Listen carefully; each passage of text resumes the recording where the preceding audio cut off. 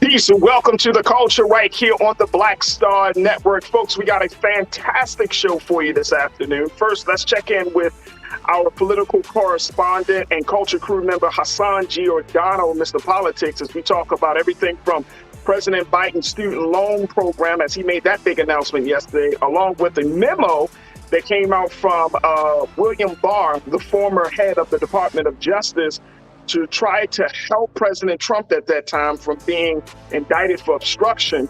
We'll have that conversation, especially, and also talk about some election takeaways from Tuesday night's primary. We'll have those discussions. Big win for Vanessa Bryant and her family in court yesterday, as it was announced that she is going to be one of two plaintiffs that's going to receive a $31 million settlement. She gets 16 out of that 31. We're looking at the conversation about dignity and respect. Do you think this will set a precedent on how crash scene photos, crash scene investigation is done? We'll have that conversation with you as well. And then later we check in and talk about Gen Z coming to Congress, how there is a new voice that's rising up right in the state of Florida, a voice that has challenged Governor Ron DeSantis, and see if this is a sign of a possible turning of the tide of political sentiment in Florida. We'll have that discussion. And I got trends posted doing the most, so we got a lot to get to, so stay with us. It's all happening on today's edition of The Culture, right here on the Black Star Network. Let's go.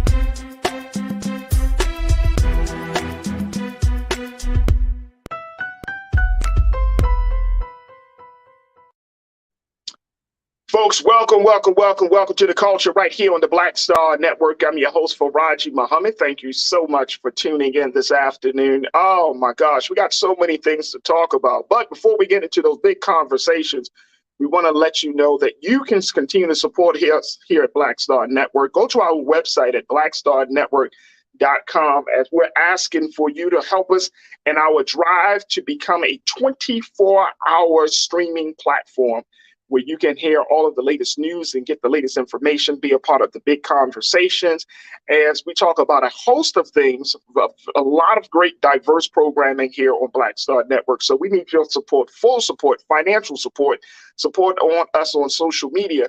You can do that by first downloading the app for free on all of your devices, as well as making sure that you continue to put it out there that there is a Black-owned media institution that is emerging, that is having the conversations that you want to have. So support us here at blackstarnetwork.com. All right, folks, let's talk a little bit about some of the big political news that has come out. Yesterday, President Biden has officially called for a canceling of student loan debts, and it has sparked a larger conversation about everything from is it enough to the state of capitalism in our democracy. Yesterday, let's share a little bit of what came out of the New York Times yesterday, where President Biden announced that the federal government, take a look at this, folks, and this is some things that you should check out what you need to know about Biden's student loan forgiveness plan. But this is what the president said. This is what the New York Times reported yesterday, saying that President Biden announced on yesterday that the federal government would cancel up to $20,000 worth of federal student loans for millions of people, but not everyone with debt will qualify. The action includes rules that will maintain the balances of debtors who currently have high incomes. Those who do qualify will need to navigate the bulky federal loan servicing system and keep a close eye on their accounts and credit reports for any mistakes. It also extends the pause of monthly student loan payments, which means that borrowers won't have to resume payments until at least January of the following year of 2023, and provides details on a new proposal to create a more affordable income-driven repayment plan. Here to talk to us about these ideas around lowering student debt, and more importantly, to talk about the political implications of this plan, is Hassan, Mr. Politics Giordano. He joins us every Thursday, and he is the owner and founder of DMV Daily Media Group. Brother Hassan, always a pleasure to talk to you, dear brother. How are you this afternoon? Oh, we got you on mute. You on mute again? There we go. I'm good. I'm just right. How you doing, sir? I'm good. I'm good. Hey, look, let's start talking about the president and this attempt here. Student loans. Everybody's been talking about it. This has been a part of his campaign. First and foremost, Hassan, because I've kind of seen a little bit of both. Did the president say that he was going to make $50,000 the possible goal of lowering student loans? Was he plan? Was that a part of his agenda? Or was that just some other stuff that came into the conversation? But was that originally a part of his platform to become president? No, it was not 50,000. I mean, I know he spoke in platitudes and he spoke at some time, especially during the campaign, he varied in the number that he put out there in terms of loan forgiveness. And that's based off of a lot of reports that were given to him by strategists that said, okay, this amount may work, because it initially started, I think, at 5,000. That wasn't enough. So they had upped it to 10,000. And I think that still was like, but when you look at the loans overall across the country, it was like, maybe we need to increase that. But, so you've heard different numbers come out of the president's mouth from campaign season to now when he became president of the United States until what we're seeing right now. But, we often see that in politics, right? It's a political ploy, much like what we're seeing right now in this student loan forgiveness plan. To me, it's a Democratic gimmick, right? It's right at terms. They want people talking about this as they ramp up towards the November 8th midterm elections. It sounds good in theory, Farajii, but I think the practice and the implementation of it is going to be something that I'd rather wait to see how it's implemented, how it rolls out, because when you look at the provisions that are in it, a lot of people are going to be confused, because most people today think just because I have a student loan that I'm automatically qualified, and they're walking around like, yeah, I'm good. Like my it's gone. It's like, no, don't get it twisted. You have to be in a certain financial bracket.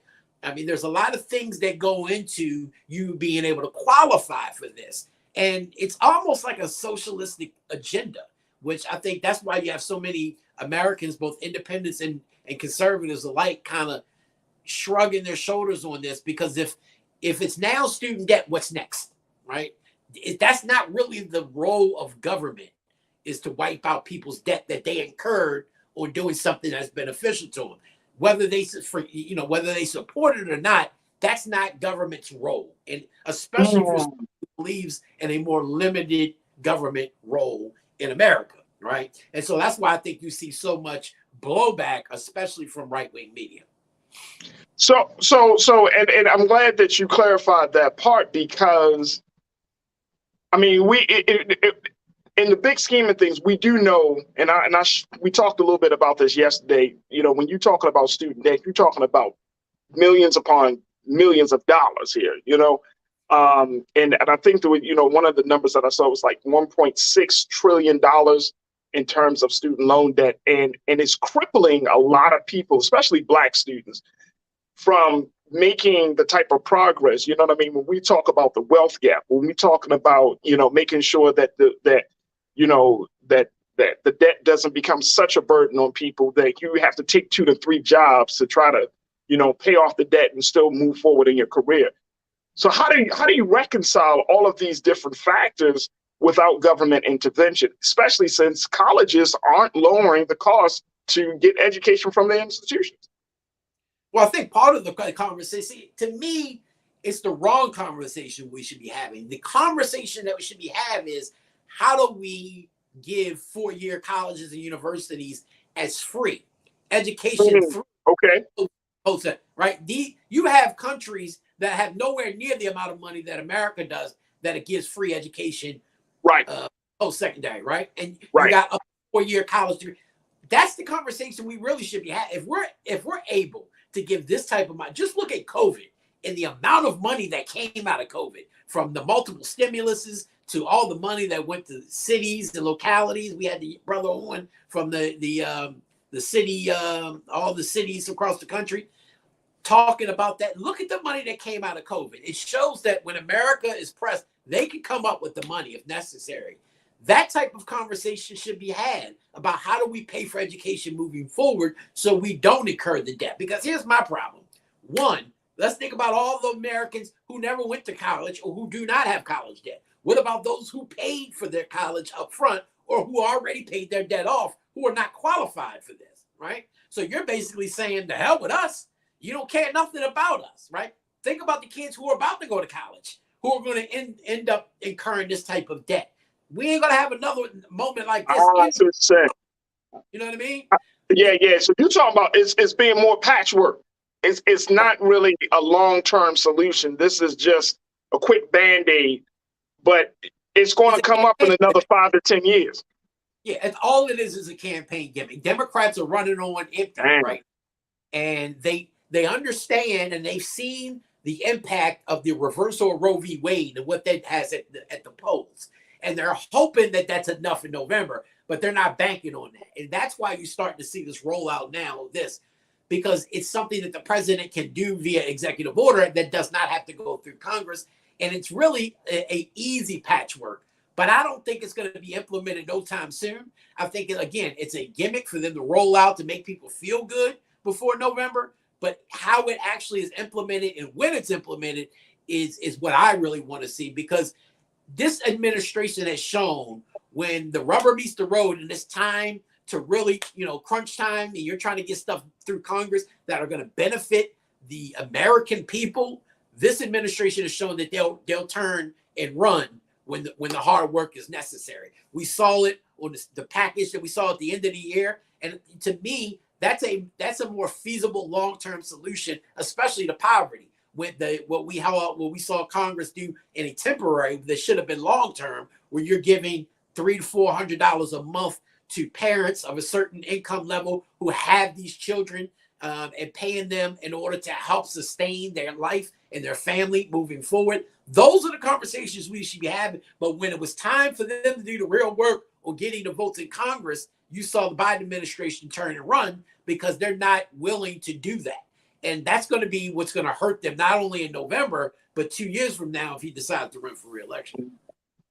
And I have to say, bro, that I didn't think about the long term in the sense of, in 4 or 5 years, whether Biden is the next president in 24 or whether someone else is the next president in 24, they're going to have to still deal with this. You know what I mean? Because it's, like you say, it comes out of a space where it's college institution tuition rates. It comes out of a space where, and to Corinna, you mentioned, the interest rates. Let me just share what she said really quickly, which I think is important. She said interest rates need to be lowered and or eliminated at the very least. I don't foresee them to be eliminated because of the system that we're in. But in terms of needing to be lowered, yeah, I mean, there might be some real conversation. Like student loan, and this is what I heard too, Hassan, and I want to get your take on it, that one of the pushbacks on this idea of just even lowering $10,000 was that it would disrupt the inflation process of the inflation period that and I'm saying negatively disrupt that, based on what I read from some economists saying that, look, if you lower that, then inflation is really going to pretty much go way out of control. What's your take on that? What have you heard about that in that respect? Well, rational thinking would think that, right? I mean, I'm not an economist by any stretch of the imagination, but you would have to think that, given the fact, they're looking at it from a perspective of, well, if you save this amount of people this amount of money by not having to pay the loan, that all of a sudden this is going to spark the economy, when it's absolutely not true. Because those individuals who may qualify for this, that doesn't mean they're going to run out and start buying stuff all of a sudden. It's okay, instead of having to pay for this debt, then I'm just going to turn around and have to pay for this debt, right? Because many of them have more than just the student loan debt. So again, I do think that it's going to be a problem when it comes to inflation. And that, at a time that we are in our country right now, post-COVID, given the fact that we got now everything's off the table. Now landlords are starting to put people out in the streets. We start seeing the effects of the unemployment rate based off of COVID, post-COVID, right? And everything that comes along with that. This administration should be more focused, again, on how do we attack poverty and turn around the economy in this country. This does not turn around the economy whatsoever. If anything, it does the complete opposite of that. And so again, this is, to me, nothing but a campaign gimmick, hoping that people fall for the okie doke going into November. But I think they're going to realize over the coming days and weeks that people are going to start to flip this on them, and now they're going to have to go back to the drawing board to see what else that they can bring out of the bag in order to trick the people into making sure that they can stay in control of both the House and the Senate come November 8th. All right, let's go to some of the comments. It's a hard pill to swallow there, Hassan, to put to the points that you made. Hard pill to swallow. All right, Deidre, you checked in and said, look, $10,000 is a start, but it needs to be more. Yeah. But now that I'm listening to my brother Hassan, I'm like, because it's all systemic. It's deeper. It's deeper. It's not just a quick fix. And I agree. Like, if we're going to have a conversation about student loan debt, we got to have a conversation about the cost of education in this country. And then that's the domino effect. Because then you got to start talking about whether, you pursuing a certain profession is worth a certain amount. Like, how do you, quantify knowledge? How do you put a price tag on knowing something or becoming trained in a certain area? Bigger conversation. So, Deidre, I'm with you, but now we got a lot more to consider. Thank you for checking in. Bribe, you say right wing would be complaining anyway. Why use them as a barometer? Hassan, why use them as a barometer? Why should we consider that? Because you got to also understand that, and I agree to a degree, they're going to complain on anything that's not Trump driven, right? But half of America, including those who aren't Republicans, think like that. Even those who are independents, even those who are a part of the Libertarian Party, who believe in limited government, right? They believe that this is more of a socialist agenda. This isn't even a Biden thought agenda, right? This is not something that Joe Biden, the president of the United States, the former U.S. senator, who was nowhere near the left-wing socialist that we see him trying to be every now and again these days, he would have never done this before, right? He's being pushed by the AOCs and the Bernies and the rest of that part of America to implement this. But again, it's patchwork. It's not something that's going to fix the economy, and it's not a sustainable solution for the people to come out of poverty or to fix the economy in the future. So if you think right wing, I say right wing because you're going to start seeing left wing, more moderate left wing people like the Eric Adams and those of New York, and they're coming out against this as well because they understand that it's not a long-term solution and that it's going to do more harm than good if it's even rolled out the way we think it's going to be rolled out. And I honestly don't think we're going to see the type of program we think that we would want to see when it's all said and done. Absolutely. Danita, you checked in. Good to hear from you, Danita. And Bright Bay, thank you so much for posting your thought.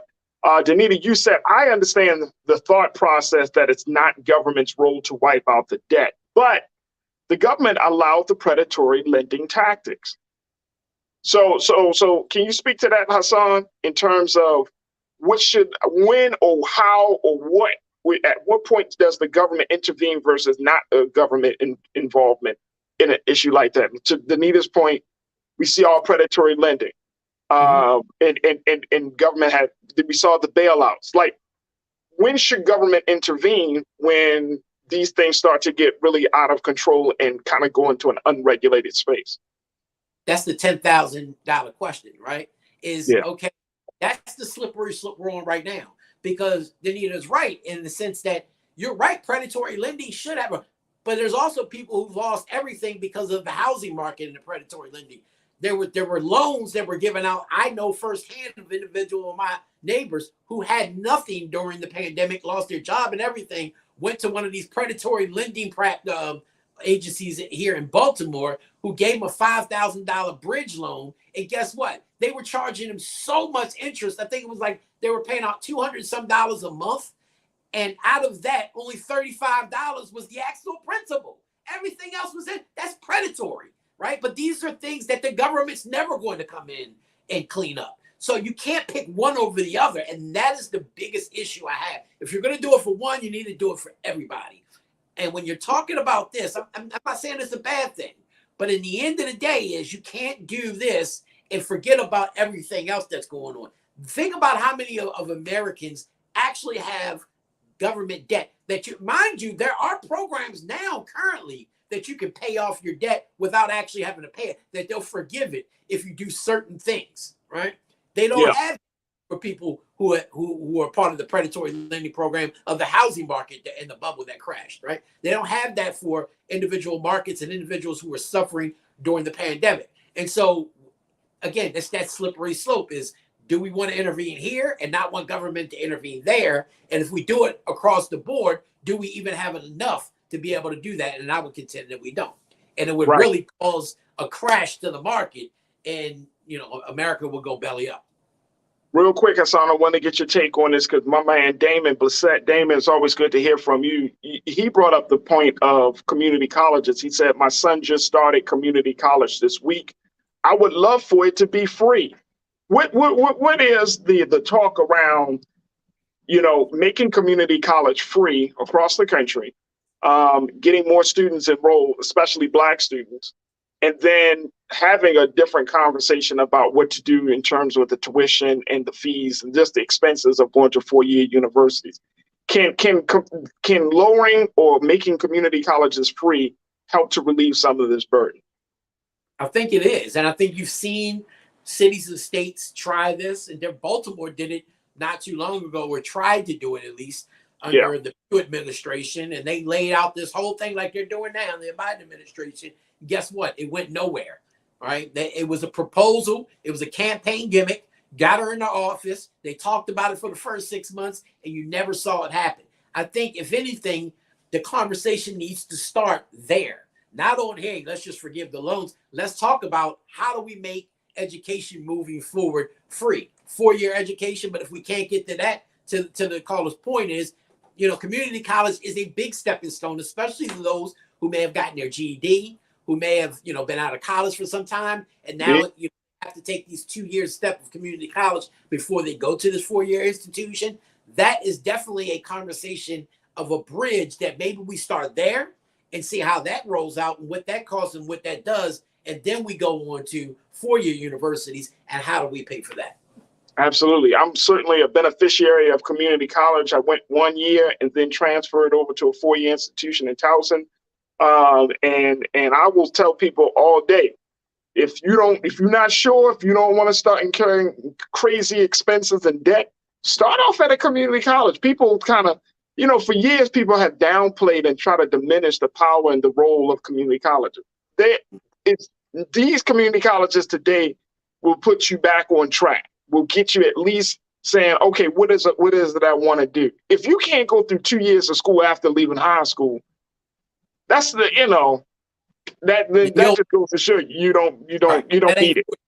Right. It's just it's not for you. So community college, definitely, I'm an advocate of making sure that, and I know we did this in Baltimore, like you said, under Mayor Pugh, if you go to school in Baltimore, you graduate from high school in Baltimore, you go to community college for free. If that type of program was implemented across the country, do you know how many Black students can benefit from a situation like that? You know what I mean? You know how many people don't realize though, but in urban communities like Baltimore and across the country, many a times our school system itself fails our children and pushes them through. So a lot of times these kids who graduate high school really not knowing much have to go to community college for a year or two for the remedial courses for them to catch up on mathematics and English, right? That's right. That's right. And so we should not be forcing them to pay for something like that when it was really our teachers and our school systems that failed them in the first place. This is a jump start to their four-year institutional learning, and that should be free. It's absolutely the right thing to do, but the question is, this country usually doesn't do what's right. Absolutely. All right, we got to take a quick pause. When we come back, more conversation with Mr. Politics Hassan Giordano. Let's talk a little bit about with the memo where that details Trump being cleared by former DOJ head Mr. William Barr, Attorney General William Barr. We'll talk a little bit about that. Plus, let's get Hassan's take on Tuesday night's primary of New York and Florida and how they may be game-changing primaries for both parties. So we'll have that conversation. So stay with us. Continue to post your comments and your thoughts on all of our streaming platforms of YouTube, Facebook, and everywhere else. But make sure you show support to blackstarnetwork.com. We'll be taking a quick pause. When we come forward, we'll have more discussion. So stay right with you. It's The Culture right here on the Black Star Network.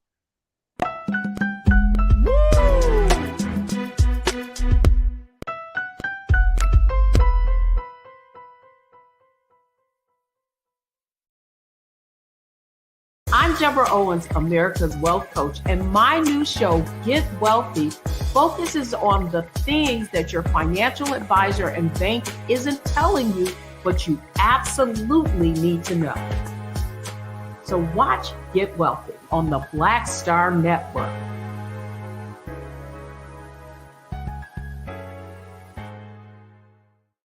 When we invest in ourselves, we all shine. Together, we are Black beyond measure. Hi, I'm Dr. Jackie Hood Martin, and I have a question for you. Ever feel as if your life is teetering and the weight and pressure of the world is consistently on your shoulders? Well, let me tell you, living a balanced life isn't easy. Join me each Tuesday on Black Star Network for A Balanced Life with Dr. Jackie. We'll laugh together, cry together, pull ourselves together, and cheer each other on. So join me for new shows each Tuesday on Black Star Network, A Balanced Life with Dr. Jackie.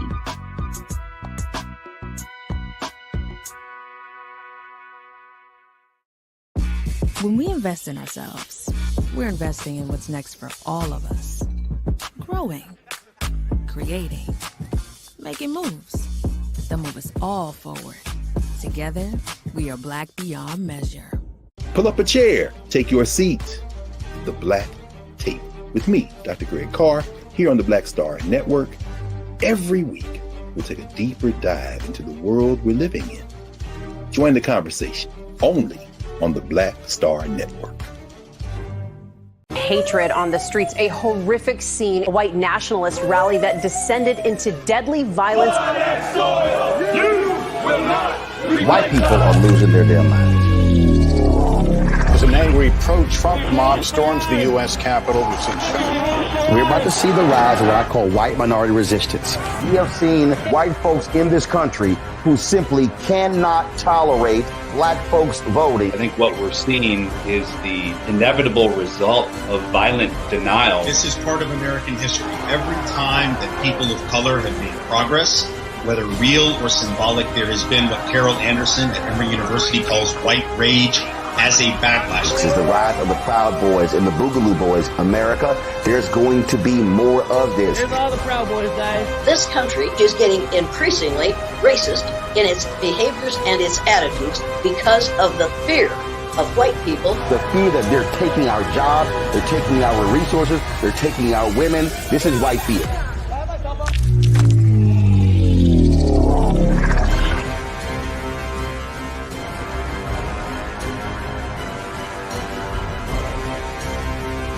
When you talk about blackness and what happens in black culture, we're about covering these things that matter to us, speaking to our issues and concerns. This is a genuine people-powered movement. There's a lot of stuff that we're not getting. You get it, and you spread the word. We wish to plead our own cause. Too long have others spoken for us. We cannot tell our own story if we can't pay for it. This is about covering us. Invest in black-owned media. Your dollars matter. We don't have to keep asking them to cover our stuff. So please support us in what we do, folks. We want to hit 2,000 people, $50 this month, raise $100,000. We're behind 100,000, so we want to hit that. Y'all money makes this possible. Checks and money orders go to P.O. Box 57196, Washington, D.C. 20037-0196. The Cash App is $RM Unfiltered. PayPal is R Martin Unfiltered. Venmo is RM Unfiltered. Zelle is Roland at RolandSMartin.com.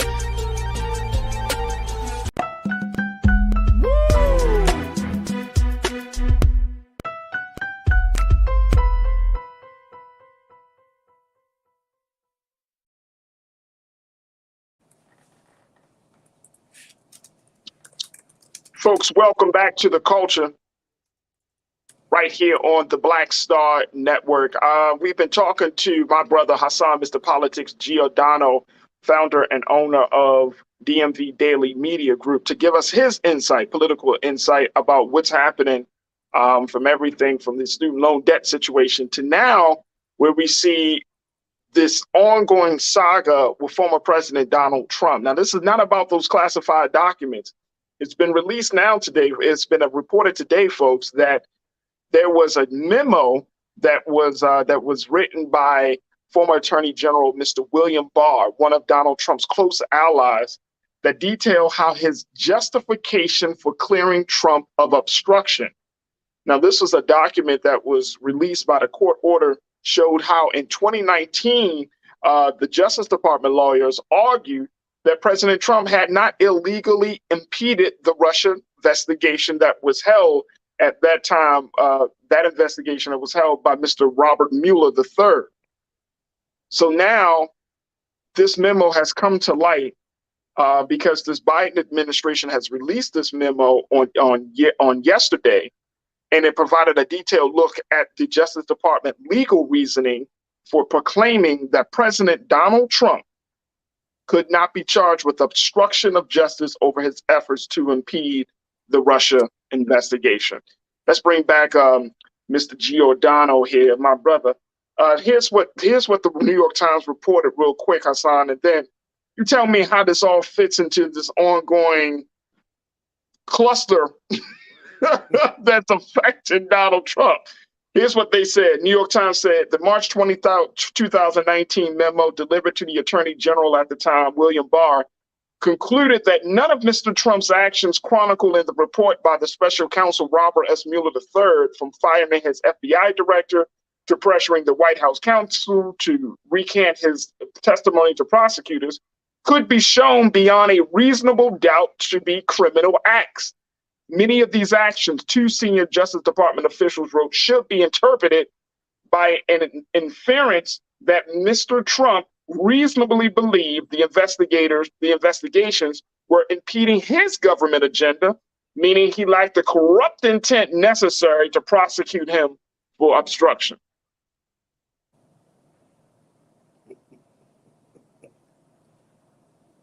You know how ridiculous this sounds, Farajii. I mean, this memo, it sounds like a defense attorney and I was talking to our new state's attorney about this, I have Bates, just the other day.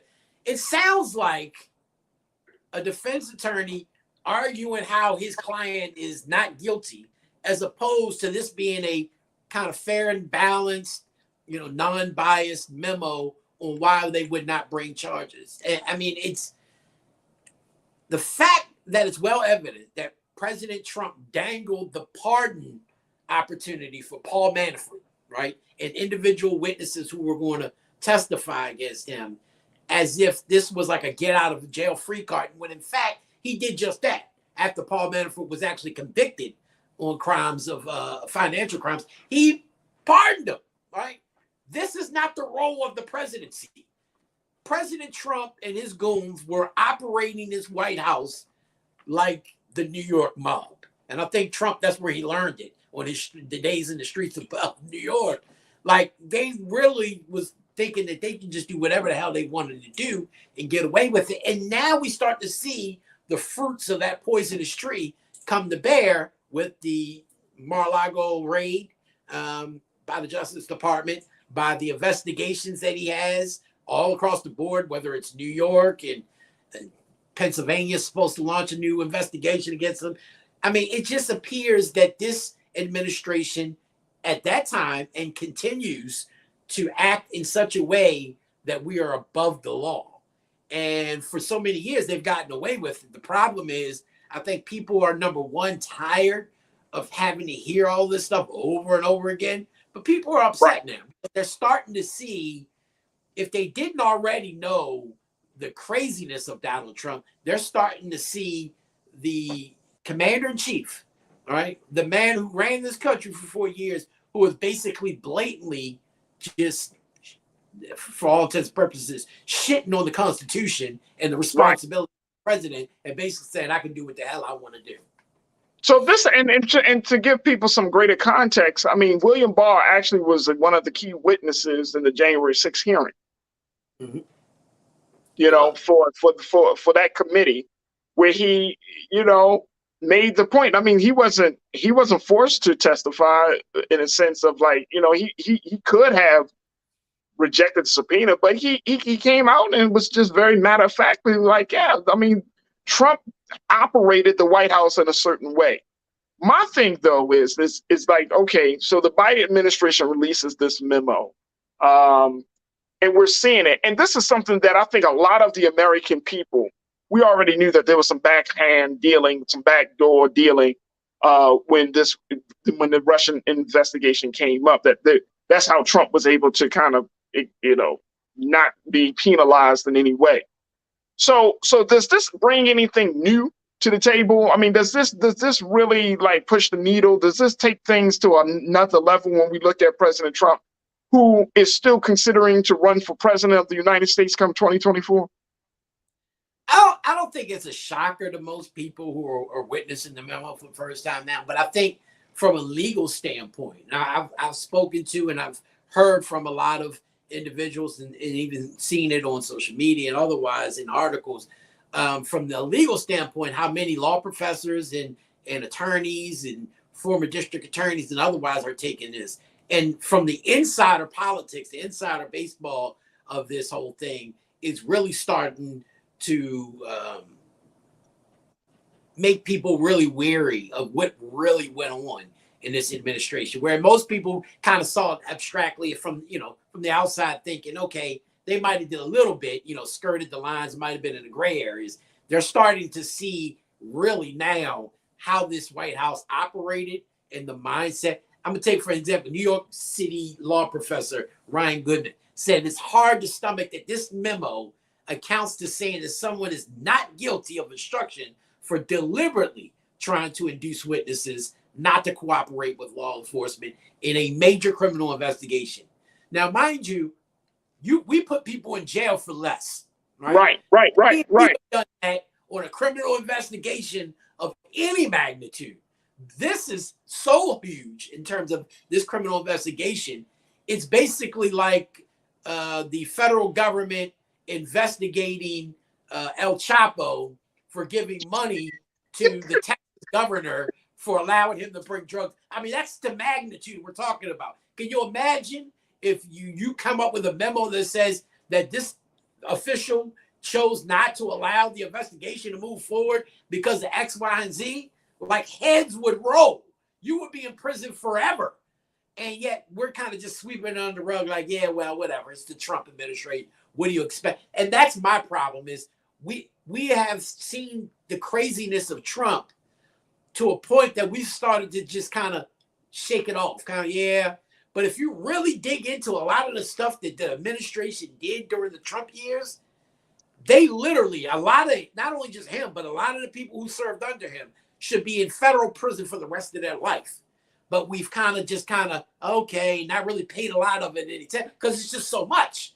It's like you can't consume but so much. And it's so much being piled on American people that they're just starting to die. Some are digesting it, others are just kind of regurgitating, just like, yeah, whatever. I got to move on. I got to pay my bills. I ain't worried about that crap. But if you really dig and you know what? And bro, that's the concern. I talked to Professor Rutledge, USA Today columnist and law professor. She's a former prosecutor. And I asked her a simple question. I said, Professor, given all of this stuff, we were talking about the classified documents. I said, was Professor, he's still eligible to run? And she was like, technically, yeah. He could still run for president of the United States because there aren't any particulars in the Constitution that will prevent him. It never had anything explicit that says that if a candidate is under investigation or anything of that nature is involved. And I just think to myself, like, man, this one man and all of the controversy and drama is going to force this country to go back to the founding document to say we need to have something included in the founding document, which prevents another individual like Donald Trump and all that he brings from possibly getting to the highest seat in the land. Like there needs to be some very, very important conversations about who is able to get into that seat.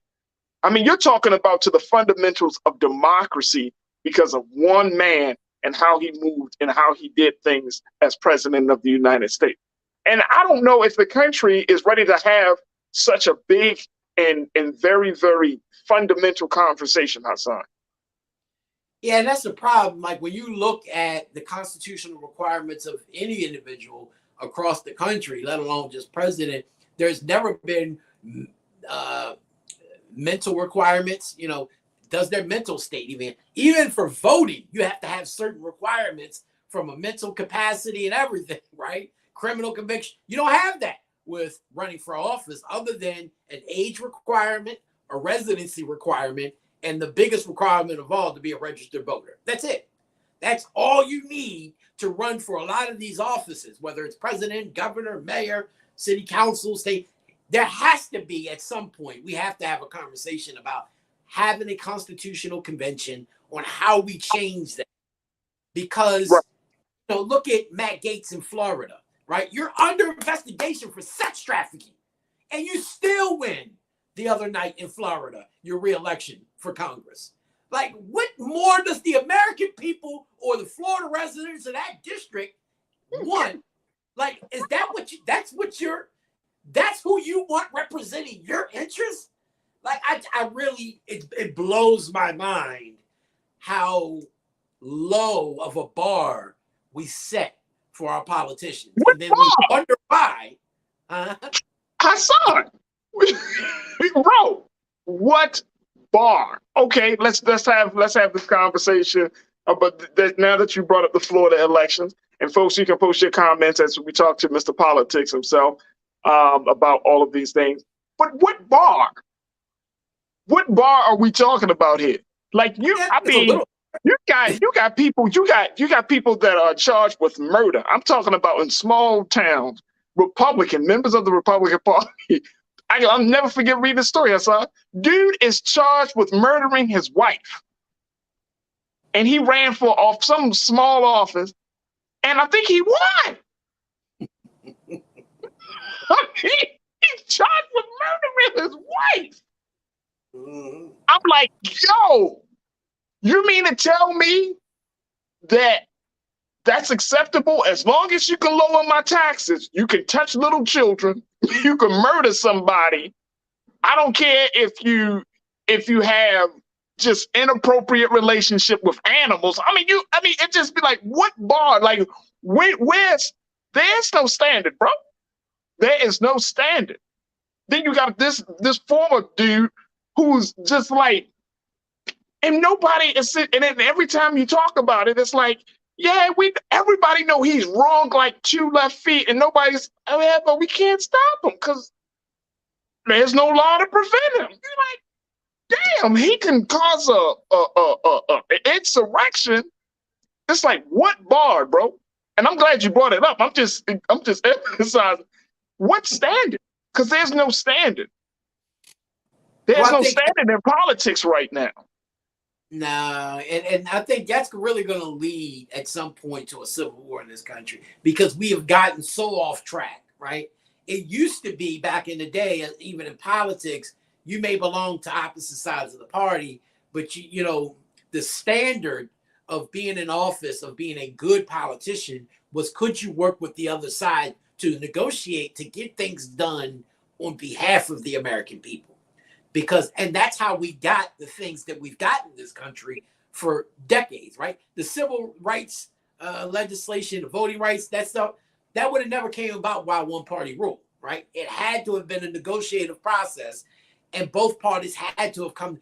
That would never be passed in this day and age in politics, because now we've seen the extremes on both ends, the left and the right, basically saying it's my way or the highway. I could care less what you think. And it starts to show what we are as a country these days. It's like people don't want to listen to reason. They don't want to listen to your arguments on why you feel a certain way or why you believe in something if it differs from theirs, right? If your viewpoint is different from theirs, it's your enemies.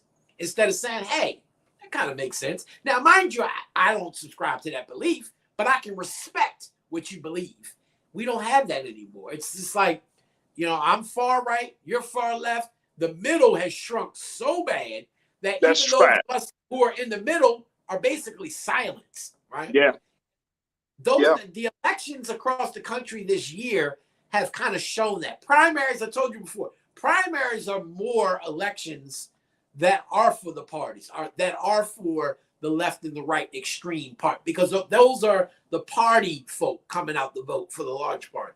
The general election is supposed to be the more reasoned election, because you have not just party, Democratic or Republican Party, loyalists, but you also have independents and third parties who are coming out, and they're supposed to like balance the scale, right, so to speak, and getting that candidate that you want to move forward. But partly now it's a numbers game, and we saw it from redistricting and how they pack the maps in order to get their brand of politics driven down people's throat. We saw it in New York kind of etched back a little bit. The primaries just the other night in New York showed that the left wing, run mostly by AOC, the congresswoman from New York, who is a very left-wing darling over there, many of her candidates that she supported lost. And you saw the more moderate Democrats, either from Mayor Adams, who supported a lot of the more moderate Democrats running in races in New York. Usually your mayor doesn't get that involved in the politics. He was trying to get a lot of them left-wing people out. You saw him get involved. Congressman Sean Patrick Maloney, a moderate Democrat, thumped the left wing. I mean, by over like 30 points. So you saw a different trajectory in New York than you saw in Florida. Florida was showing that Trump still rules supreme. In Florida and the conservative ideals across this country, I'm telling you right now, you could talk what you want about him. He is the most formidable opponent on the ballot across the board this election. And guess what, Farajii? His name ain't nowhere on the ballot. But he's just that serious. I'm telling you. His candidates, large, I think it was like 89% across the board, won in primaries across the country, including right here in Maryland for governor. Right. All right, let's talk a little bit more about that, but I want to get a couple of comments from our watchers. Karen, you checked in. Good to hear from you, Karen. Karen Connor, you said the requirements to be president of the United States, the highest position in the world, should have strict requirements. There should be comprehensive training with an ethics and strict moral clause. I mean, yeah, ideally. I think the framers of the document, the founding document, thought, hey, maybe, knowing the weight and the gravity that the seat holds, that you would bring, it would attract a certain caliber of human being. Nope. Nope. And, the culture, we have to keep it real. The culture, and I've had this conversation too. I mean, we talked a little bit about celebrity politics the other day, Hassan, but we as the constituents have become fans instead of constituents, instead of citizens. Citizens will force accountability. Fans will tolerate inaction. Right.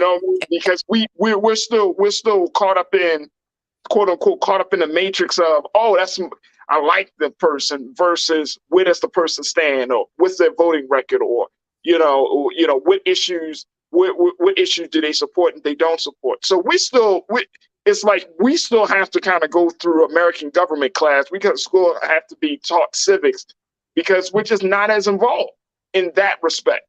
We're just not involved at all.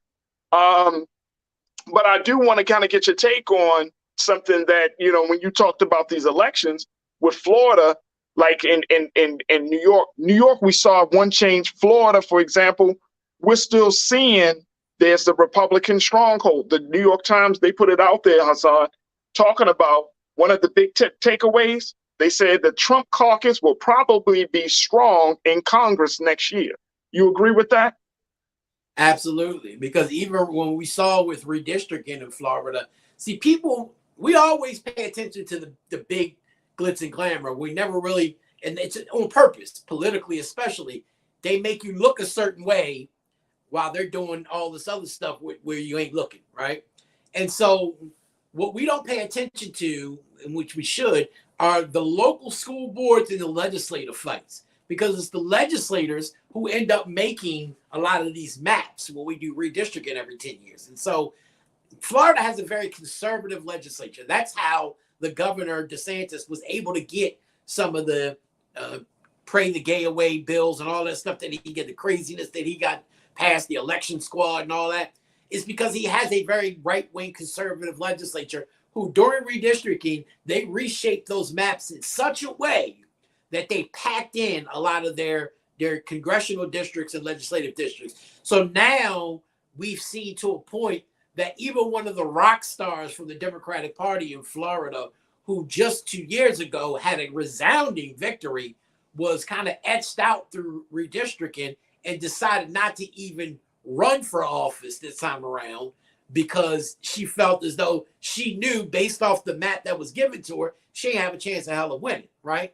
And so you're starting to see that even with, look, the 10 Republicans who voted for the impeachment of Donald Trump, what, 4 or 5 of them didn't even think about running for office. No, they're not running, yeah. Yeah, they have a chance.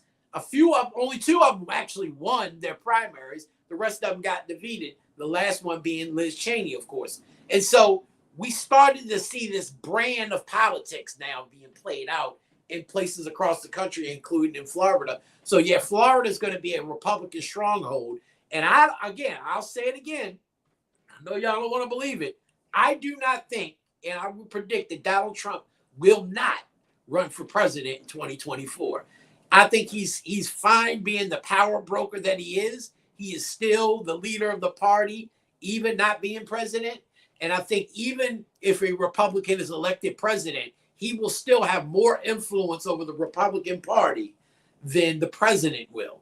And I think he's going to be kingmaker. He's going to decide who's going to represent the party in 2024. And I have a deep feeling that it's going to be Ron DeSantis from Florida. Yeah, I definitely would agree with you. Another big takeaway, Hassan, talking about what's going to be the driving force for Democrats is going to be inflation or abortion rights because of that historic Roe v. Wade decision by the Supreme Court earlier this summer. What do you foresee happening? What will bring the Democrats out, you think, for this midterm? Oh, it's certainly the reversal of Roe v. Wade, right? We've seen it in Kansas. We've seen it across the board, that this isn't just a Democratic issue. Republican women are up in arms about this, right? Independents, third parties, those who are now able to come out and vote in November, who weren't able to vote during these primaries, are going to come out in droves over this. This is an issue that transcends even gender lines, let alone racial and political lines, right? And so that is going to be the driving force. But again, is this enough for you to come out and say, I'm voting for a Democrat just because of this? And I don't think it is. I think it's going to come down to individual districts, individual races between individuals who are running in those races. You're going to have some extremes. You're going to have some more moderate candidates. I think the Republicans did a disservice to themselves. Even though Trump won across the board on a lot of these primaries, he also got a lot of very extreme candidates that won, who are very way out. I'm talking about way out in left field somewhere, right?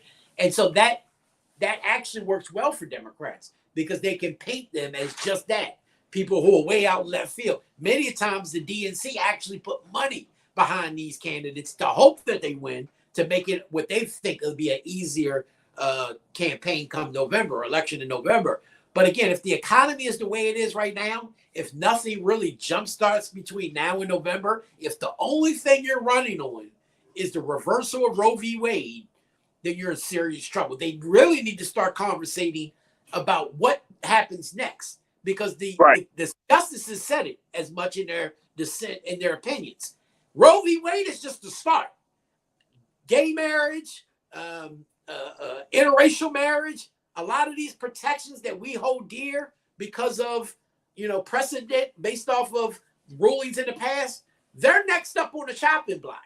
That's what the Democrats need to be chiming in, and people need to start paying attention to is, if you thought Roe v. Wade was bad, wait till they start overturning all these other decisions and life in America goes backwards, back to the 1930s.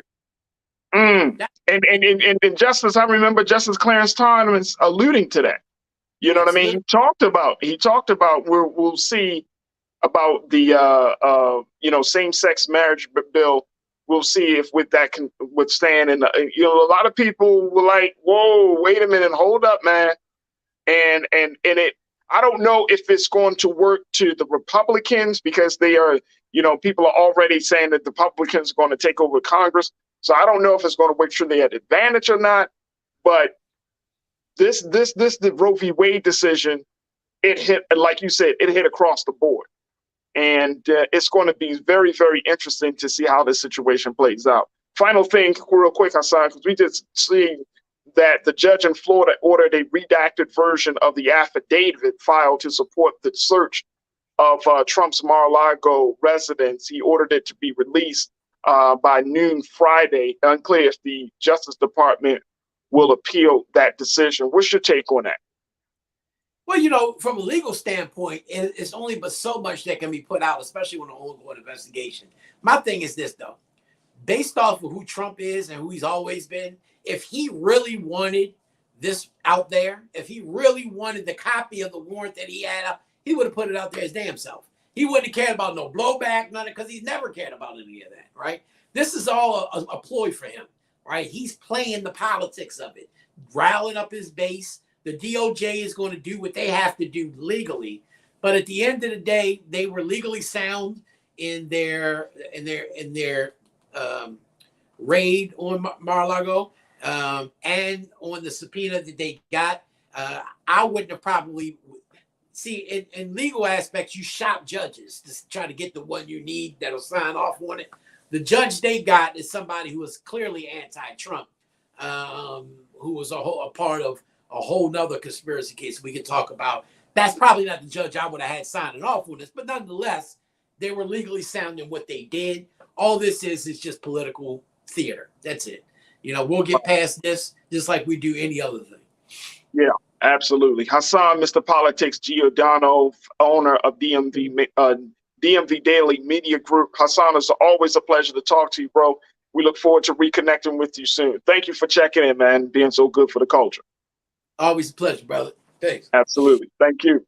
Folks, we got to take a quick pause. When we come forward, all right, let's talk about Vanessa Bryant and the big win she got in court from the LA County Sheriff's Department and the fire department. It's a big win for privacy. It's a big win for dignity. Or don't you think so? Or is it something just for her? I want to have that conversation. We'll be checking in with Culture crew member Rashad Staton to give us his take on that. Also, later on, there is a new voice in town, possibly coming out of the state of Florida, where a Gen Z member is running for Congress. A young Latino brother is running for Congress. He won his primary, and now he's scheduled to go up against a Republican opponent. And the question that many people are posing is, are Gen Zs reshaping the political conversation and the political path of these major parties? So we'll have that conversation. Plus, I got trends posting doing the most. So stay with us. A lot coming at you in the second hour of The Culture right here on the Black Star Network. Stay with us.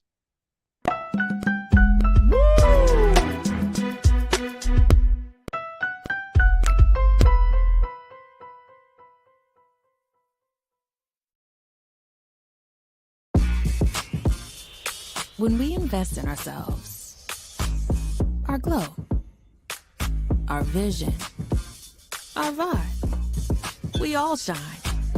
Together, we are black beyond measure. Pull up a chair, take your seat. The Black Tape with me, Dr. Greg Carr, here on the Black Star Network. Every week, we'll take a deeper dive into the world we're living in. Join the conversation only on the Black Star Network. I'm Deborah Owens, America's Wealth Coach, and my new show, Get Wealthy, focuses on the things that your financial advisor and bank isn't telling you, but you absolutely need to know. So watch Get Wealthy on the Black Star Network.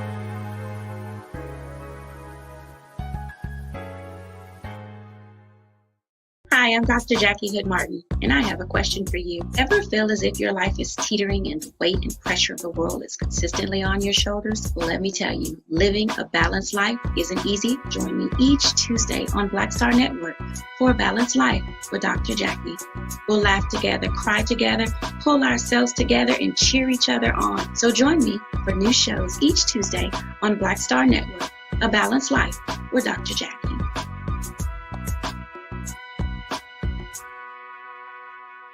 Hatred on the streets, a horrific scene, a white nationalist rally that descended into deadly violence.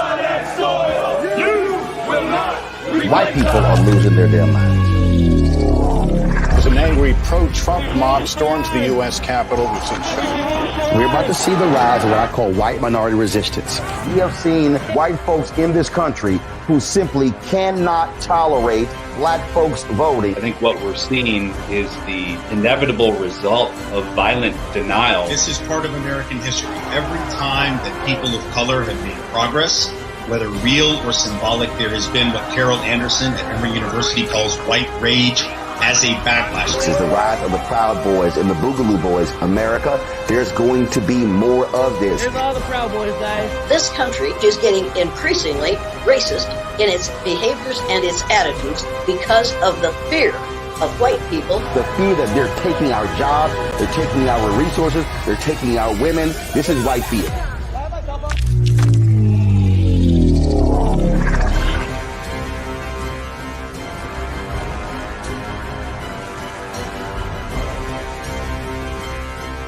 When you talk about blackness and what happens in black culture, we're about covering these things that matter to us, speaking to our issues and concerns. This is a genuine people-powered movement. There's a lot of stuff that we're not getting. You get it, and you spread the word. We wish to plead our own cause.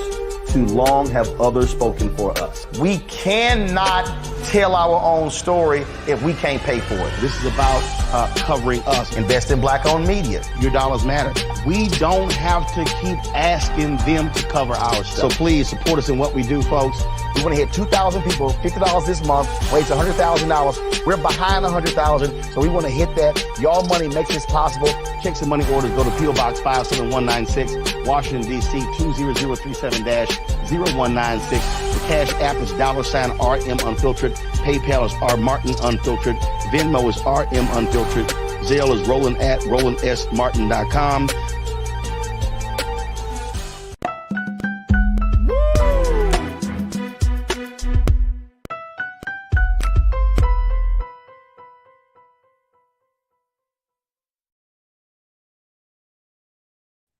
Folks, welcome to the second hour of The Culture right here on the Black Star Network. I'm your host, Farajii Muhammad. Thank you so much for tuning in and being a part of the conversations.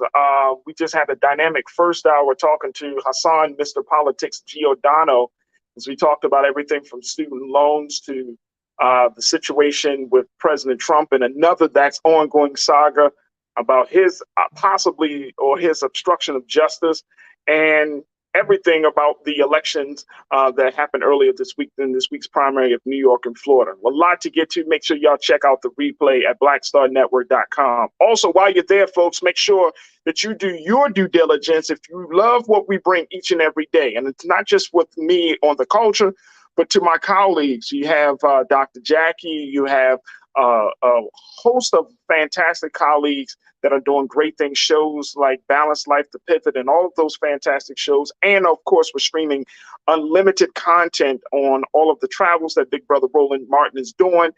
Definitely show your support for blackstarnetwork.com.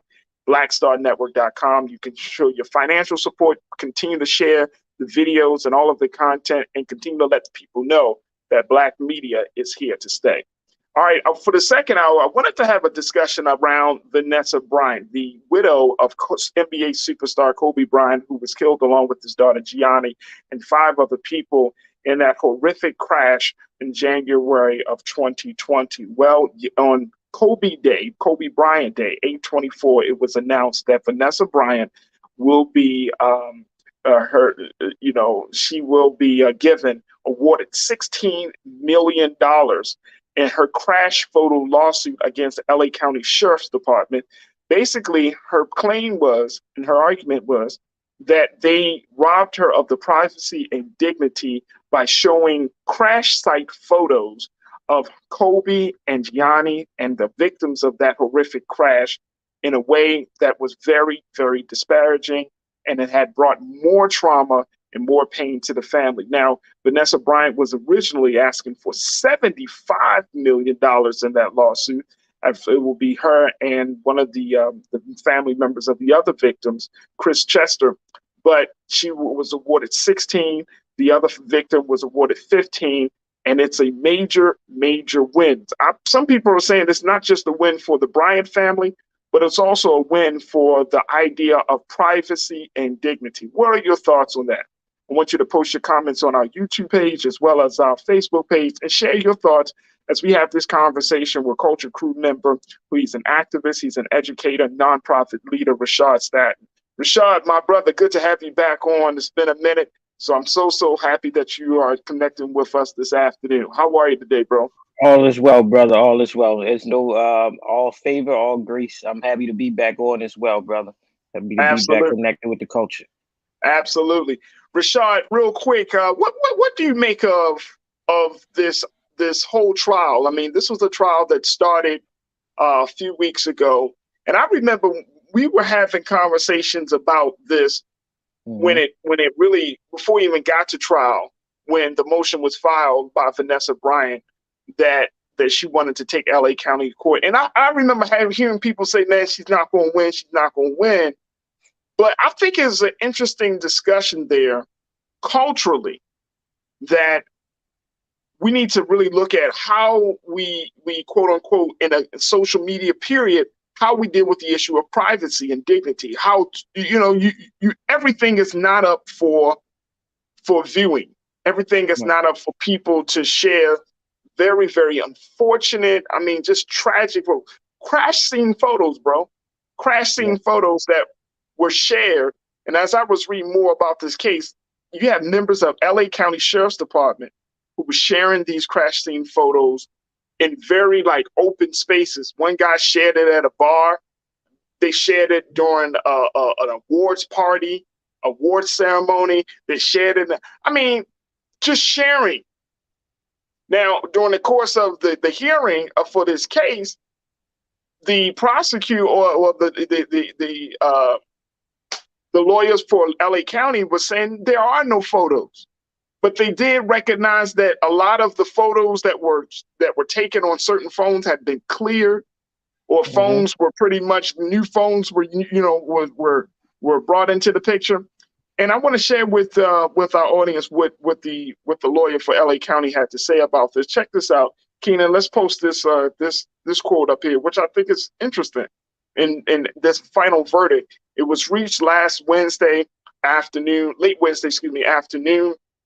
with the jury finding LA County Sheriff's Department and the fire department did share photos of the bodies of Bryant and Chris's loved ones, and in doing so invaded the privacy and caused emotional distress. Now, the jury ordered the LASD to pay Vanessa $10 million and to pay Chris a total of $9 million, while the LAFD is ordered to pay the pair $6 million each. That's how that $31 million is broken down. The decision came down coincidentally on Kobe Bryant Day, also known as Mamba Day, which is a day honoring the late Los Angeles Lakers legend whose jersey numbers were number 8 and number 24. What's your take on this, bro? Yeah, bro. First, condolences goes to the family, right? I believe I'm grateful. I would say that this case in itself, the trial itself, didn't last too long, right? Because it's at the expense of a family that has already endured the passing of, a father, a husband, but also a giant in the sports world, business world, and all that he's done for the service of his people through his own talents and skills, right?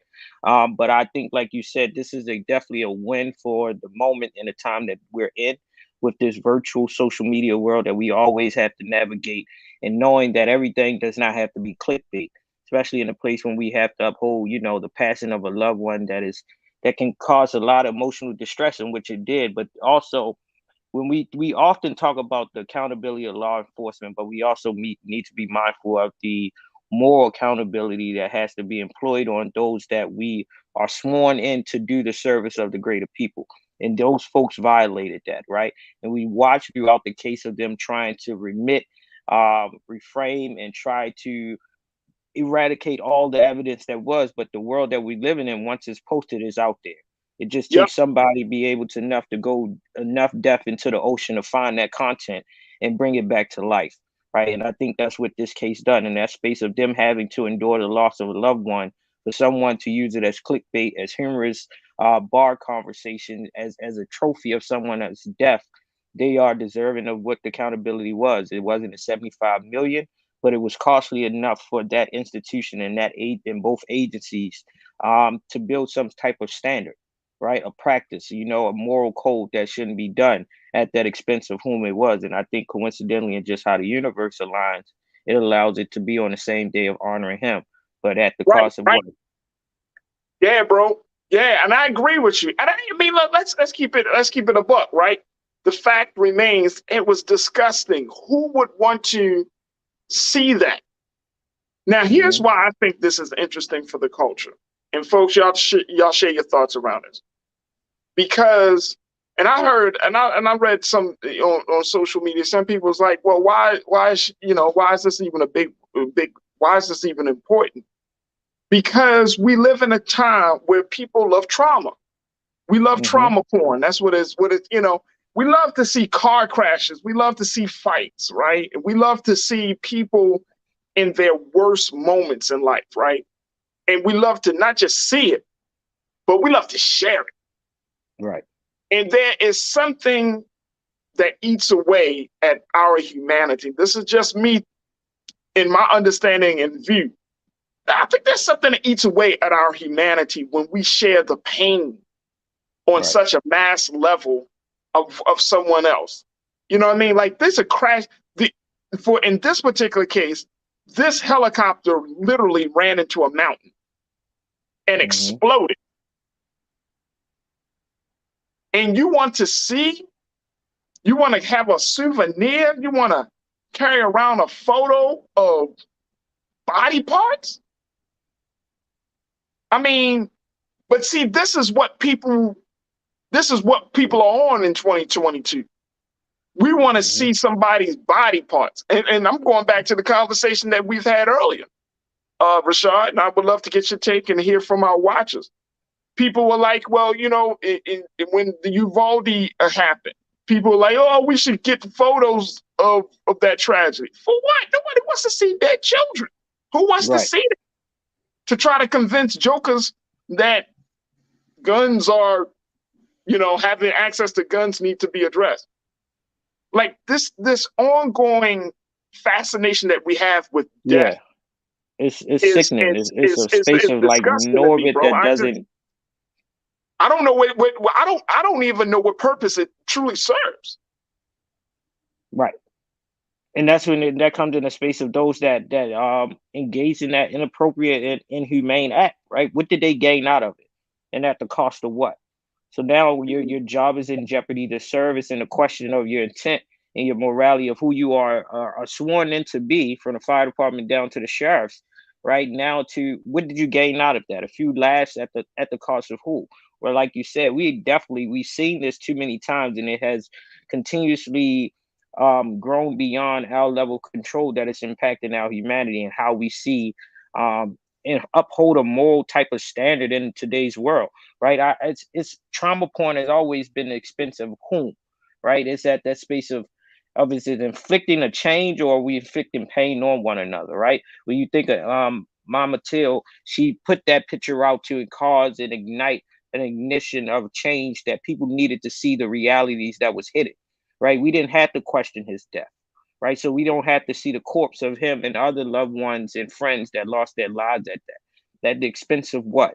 We see it every day when we're trying to fight in these movements of progressions, and we're seeing Black bodies being lynched through bullet wounds and things of that sort, and yet we're recording it, right? When do we use our advancements and innovation to the better of humanity? We have used it all to distract us, to destroy us, and undermine each of us to the point that we don't even know how to recognize each other's humanity. I think this case and this one is one that we take into further conversation. That it's not a monetary gain, but like you said, this is a moral win, and I'm glad that the courts upheld it. The jury saw that it was saw fit that they ruled in their favor. I think that's a great way of saying that this is not just a monetary gain, but this is a moral win. Let's go to some of our watchers, and so many of you are checking in. I truly appreciate it, Culture Crew. Karen, you got this one. You said this settlement is well deserved. The condition of the body should be between the coroner, funeral home, and surviving families. The outcome serves a lesson to careless law enforcement officers. I wholeheartedly agree. I put it out there on my Twitter that if you're in the business, for lack of a better word, if you're in the work of saving lives, you should first respect it. Try that again. That's it right there. If you are a civil servant and your job is to save life, then I think that the number one qualification for you to do your job is, do you have a respect for the dead? Do you have a respect for the living? Mm-hmm.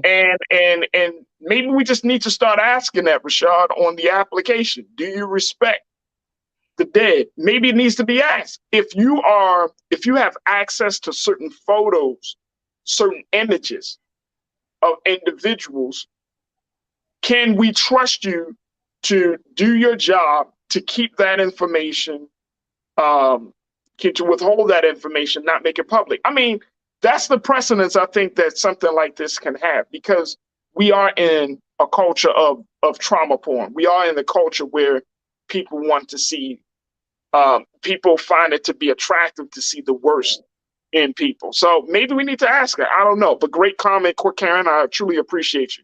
Janae, you said each generation gets worse and then it infiltrates the masses. Sadly, people don't even know what decency is. Like something as simple as phones off in church. The basics aren't being taught. Yeah. And Rashad, I would love to get your take on that. I mean, you're talking about the morality of things. And I think here's the part. We often assume that everyone has the same or is working from the same moral code. Right. And we aren't. Yep. The person next to you, and it could be morality, could be subjective, right? The person next to you may not be in church, at your job. Hell, it could be somebody literally in your family. Their view of morality may be different from yours. And how do you handle that? How do you tolerate that? How do you deal with that? We're seeing more and more, especially nowadays, that people can grow up in the same household and be on different ends of the spectrum of politics, morality, values, different ends. That's the time we're living in, right? So how do you think that could be reconciled with Sean? Now, I know it's a big question, but you often are dealing with these type of dynamics. What do you take on that? I think, well, the viewer, Janae, I think she hit it on point, right? And given this reflection point of assessing different generations, we can attest to the reality of that we have lost a sense of culture towards decency, right? And I think what you're speaking on, Farajii, is exactly that. So what places puts back this void of indecency to the point that it had become our normal being, normal behavior, normal actions, that it has to be a space where we have some foundational morals, right? And she alludes down to the church and in the world of now the church, and reading the Bible from your phone versus the actual physical copy of a book, to people not knowing when to silence themselves. I think a lot of it is down to that, silencing the noise, right? Silencing what doesn't really feed us in that space, right? Indecency of sharing somebody's body, deceased body, a corpse, in that sense of what is there to gain. What decency is in that action? How do you uphold? What is their level of, like, I just can't grasp to it. So that's why I think this win is a win for both. Like we said, has been a moral gain, but it's also that what she just said, this word decency is just holding up on it. And it's like, how do you build that? You have to build it from exactly first winning cases like this, that it sets the standards in the courts. So if something ever to come back again, now you have this courts adhering to an amendment, a law that has now will be the foundation points, right, of how to assess further cases like this that does come up. And oftentimes it has to happen to our celebrities because of their level of visibility, but this can happen to any of us. This can happen to you, I, or myself if we unfortunately get in a car accident and somebody want to share, the crash in itself, right? Now we have some type of standard that we can build a culture of decency, right? And how do we share these? How do we protect these in the spaces when you can do an airdrop to everyone's phone and they, with or without their permission, that they want to know the content?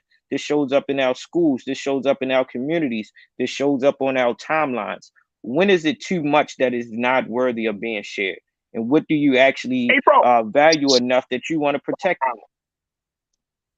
Hey, I don't mean to interrupt, but you're talking to somebody today here, Rashad. When is it too much? I don't think there is. I don't think, going back to the having a bus standard, I really don't think there is a line. Yep.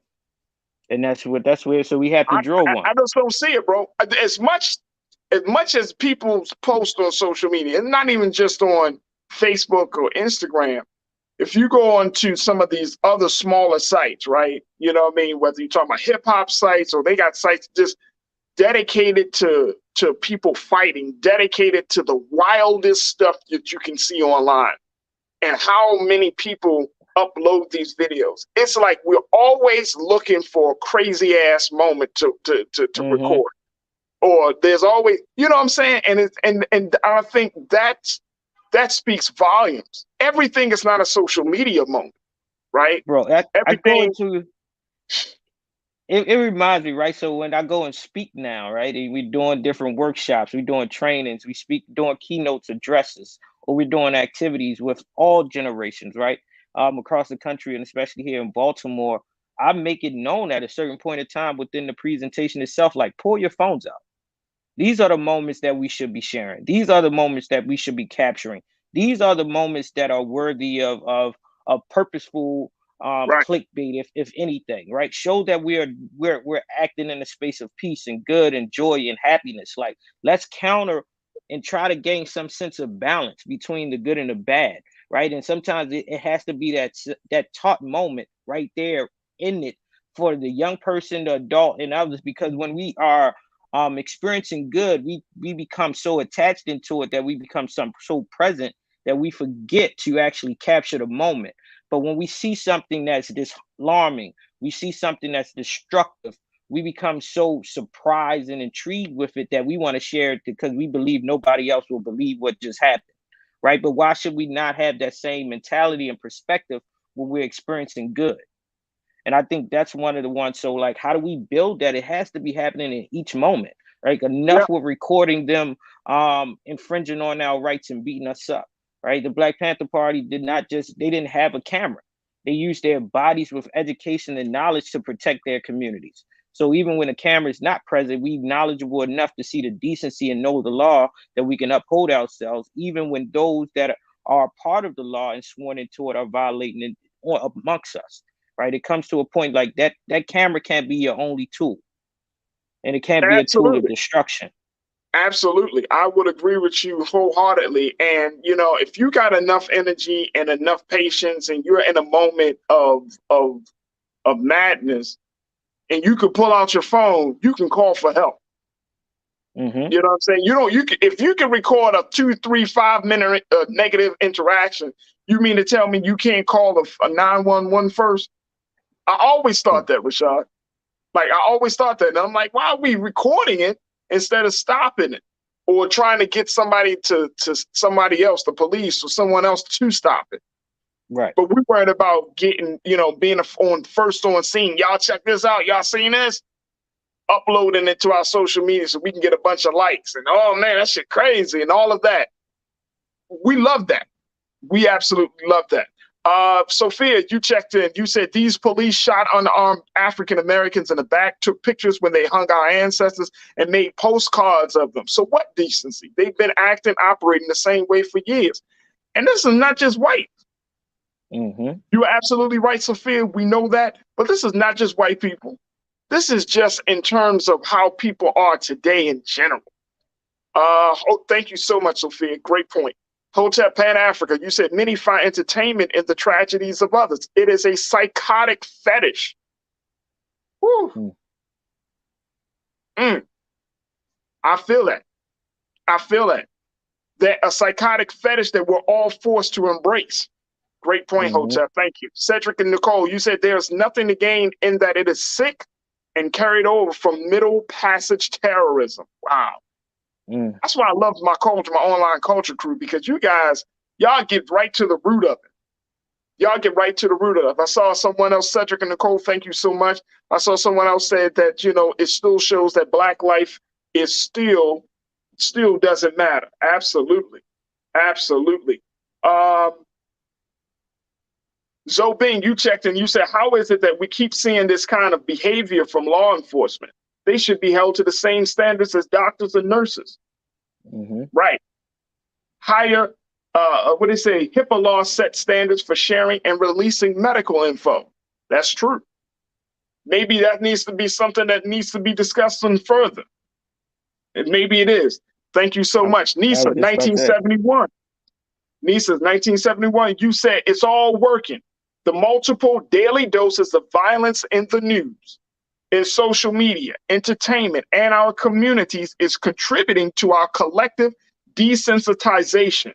People are becoming inhuman.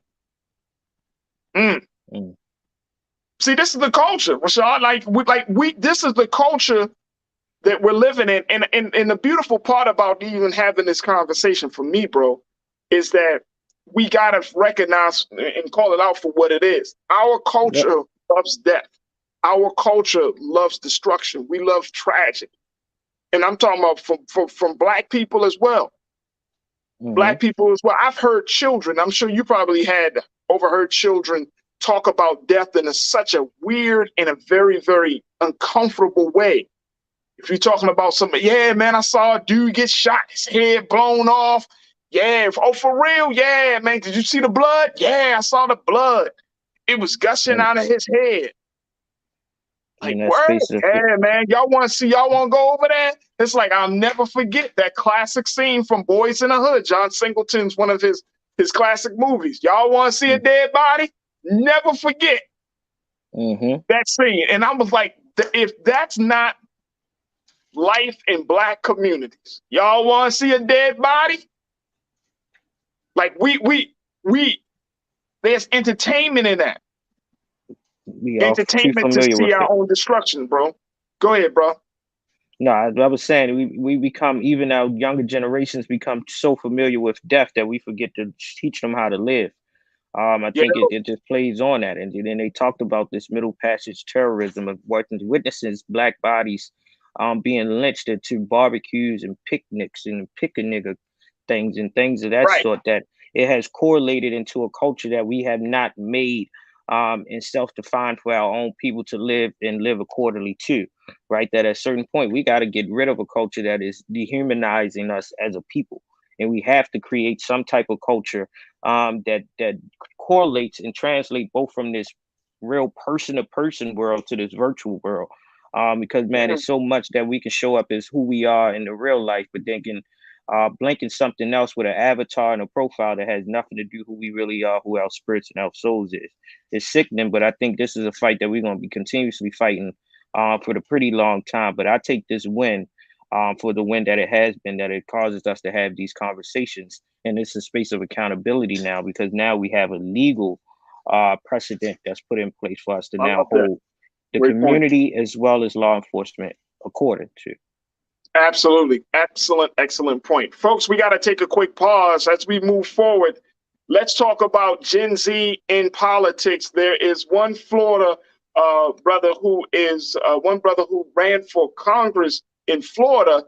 He trolled the governor down there, and guess what? He got support enough that he actually won the primary elections. He's up for to run against his Republican opponent, but it speaks volumes about where Gen Z is taking politics and shaping the agenda for both the Republicans and Democrats. I'm going to share with you a little bit about his story and get your take. Also, as we close out today's show, I got some trends posted doing the most. So stay with us.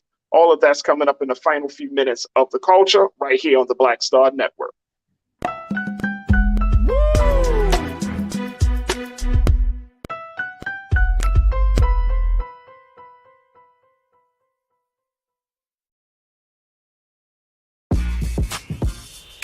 When we invest in ourselves, our glow, our vision, our vibe, we all shine. Together, we are Black beyond measure. Pull up a chair, take your seat. The Black Tape with me, Dr. Greg Carr, here on the Black Star Network. Every week, we'll take a deeper dive into the world we're living in. Join the conversation only on the Black Star Network. I'm Deborah Owens, America's Wealth Coach, and my new show, Get Wealthy, focuses on the things that your financial advisor and bank isn't telling you, but you absolutely need to know. So watch Get Wealthy on the Black Star Network.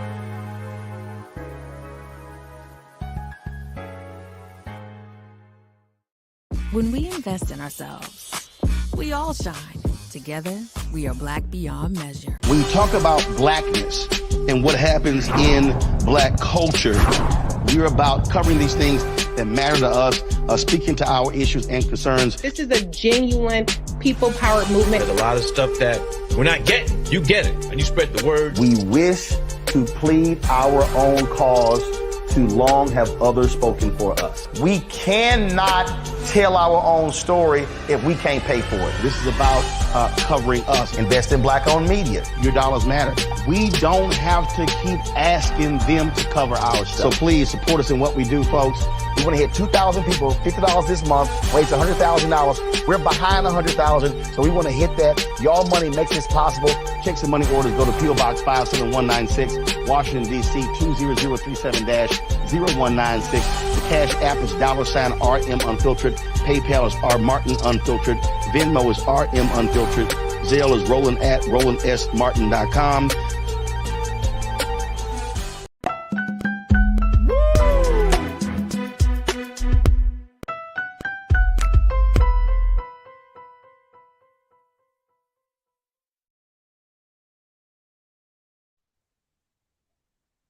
All right, folks, welcome back to The Culture here on the Black Star Network. We've been talking to Culture crew member Rashad, my big brother Rashad, who is a nonprofit leader, activist, and educator about a number of things, particularly around the Vanessa Bryant case. So big shout out again. Our condolences go out to the Bryant family and to all of the victims of that crash in January of 2020. Now I want to switch gears. Let's move from that tragedy to this triumph, where a young brother by the name of Maxwell Alejandro Frost, he came onto the scene in Florida as first one who was right up in your face as an activist. And Rashad, you can appreciate that.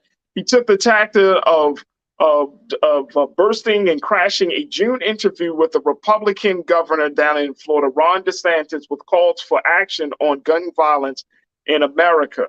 In that interview, he described the interaction with the governor as good trouble. As the governor said during that moment, nobody wants to hear from you. Well, guess what? Somebody wanted to hear from this young man. Apparently, Maxwell Alejandro Frost decided to take his tactics to the next level and run for office. Guess what, folks? He actually won the primary down there in Florida. There he is. Look at his brother. He said that video, let me share this with you, and Keenan, let's post what Brother Maxwell put out there very quickly. He said that video is really a microcosm of what's going on in Florida. The governor shooing people off who might have a different opinion, being rude, being a bully, as supporters cheered him on. He said, and then we know the majority of people in this state are not in line with that type of governance and that type of thinking. And I truly believe that's part of what led us to victory here.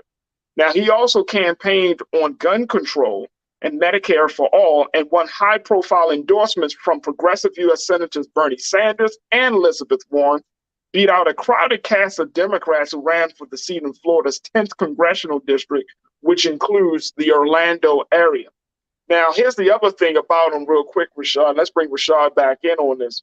This is what I thought was interesting. On his website, Rashad, he detailed his Cuban heritage. This is a Cuban brother, noting his mother put him up for adoption after she was, quote, caught in a cycle of drugs, crime, and violence while pregnant without health care. He also wrote about experiencing police abuse firsthand and gun violence in his community while highlighting his activism work around voting, abortion, and guns. Wow. Maxwell Alejandro Frost. What do you make of this, Rashad? Like, you know, I know, and you and I have been doing activism work for years. I've seen people take big steps, make major moments, interrupting, you know, political leadership. I've seen all of that, right? But I think it's also something very, very powerful when somebody goes from that place to now running for office saying, you know what, I'm not going to just interrupt. I'm going to just uproot. I'm going to just disturb. I'm going to run for office. You ran for office as well as one, right? And then to win in a state like Florida, which includes Orlando, when you get that far. I mean, what do you make of that, bro? This is like, you know, a form of poetic justice, I think. You know what I mean? Because Ron DeSantis said, nobody wants to hear from you. Right. No, I think people wanted to hear from this dude. Definitely did. You didn't want to hear from me, but people did, right? And it's the people that elect. It's our people that elect our public servants, right? And then we have on the other end in this political game, you have the corporations that elect our elected officials, right? So every now and then you'll see an emergence between two different types of cloth, one of a public servant and one that's an elected official. And when times of transition, turmoil, and times of a need of guards of change, you'll start to see that the people's voice is heard more, and that the voice of those to represent and speak on the behalf of the people are heard, even when the masses of those that assume that their position was to lead become even more silent. And congratulations to Brother Maxwell Frost for winning, and I hope that he wins the entire elected seat, so that, you know, a change of guards in that time when he alludes to it being a microcosm, and all of us knowing, even if you're not living there as a resident or a transplant of Florida, we all have each year, each political cycle, Florida is one of those main states in the sense that we all learn something a few times out of a year throughout that time, even if because it's such a pivotal and an impactful state that we have to learn about Florida's politics, and to see that Florida politics still has a way of cracking that system and decoding the matrix by allowing a Generation Z to take on a position that I'm sure is much needed of a new occupancy, right? That we've seen this all the time, and I love hearing the story because, like you said, it's one of fair too often that it is celebrated, but I think it also, with us that's knowledgeable of history and those who have became positions of power, excluding Clarence Thomas, but others, we see in the spaces of seeing this again, right? He said it's a good trouble, which is a nod to our good brother John Lewis, right? Our great ancestor, a good trouble. When he was positioned into Congress, we got to understand that was the mantra and the slogan that attested to who his strength and character was when he was a young brother leading SNCC. Right. And then being the youngest of the Big Six that worked with Martin Luther King. Right. That John Lewis was that good trouble. He was the same one during the speech on the March on Washington. He was the only one whose speech had to be revised 3 times because he was about to speak so much truth to power that the powers that be did not want him to tell the truth to the masses of people. Right. So it was not just I have a dream speech that ignited people on the Mall of Washington at that time. It was the original words of the John Lewis himself, who his ancestral spirit is still connected through folks like Maxwell Frost, right? I think it's about time. It's a change of guards. And I see that him being very liberal, and he has a lived testimony that attaches to the policies that he wants to uplift, right? From being a young man, of understanding how his mom raised him and the experience of what he had to go through to that time, to being a youth advocate, to now positioning himself to when the door opens, he will get his rightful seat. I'm excited to hear more of his story. I pray that he is protected throughout this time, because it's not an easy fight. And I'm sure he's up against a lot. But for him to go into this level of trajectory real soon means that it's the rightful time for him to be positioned to where he needs to be. And let me just tell you, brother, the man is making national news because as possibly becoming the first Gen Z member of Congress. 25 years old, progressive activist. He already got, like I said, the support. Hey, man, look. Farajii, quick joke. The office buildings are already mixed with all different generations. It's about time that our Congress reflect the new world that we're living in. Come on, man. All of our cubicles have every generation, from baby boomers to Generation Z. All of our classrooms and college institutions are reflective of this diverse intergenerational one. Why is the one leading entity that leads us in law and the lawfulness of this land is not reflective of its people and its demographics? It is about time.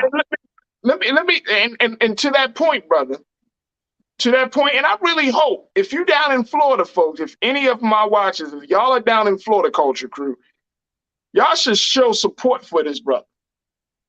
Because what I think it can do is it can turn the conversation around about, we often have this. Well, I've had this conversation with you privately, Rashad, as well as publicly, but it will turn that conversation around. Like people say, well, where's the next generation of political leaders, of Black political leaders? Now, some of us are going to make it. Here's the thing, and you can certainly speak on this, brother.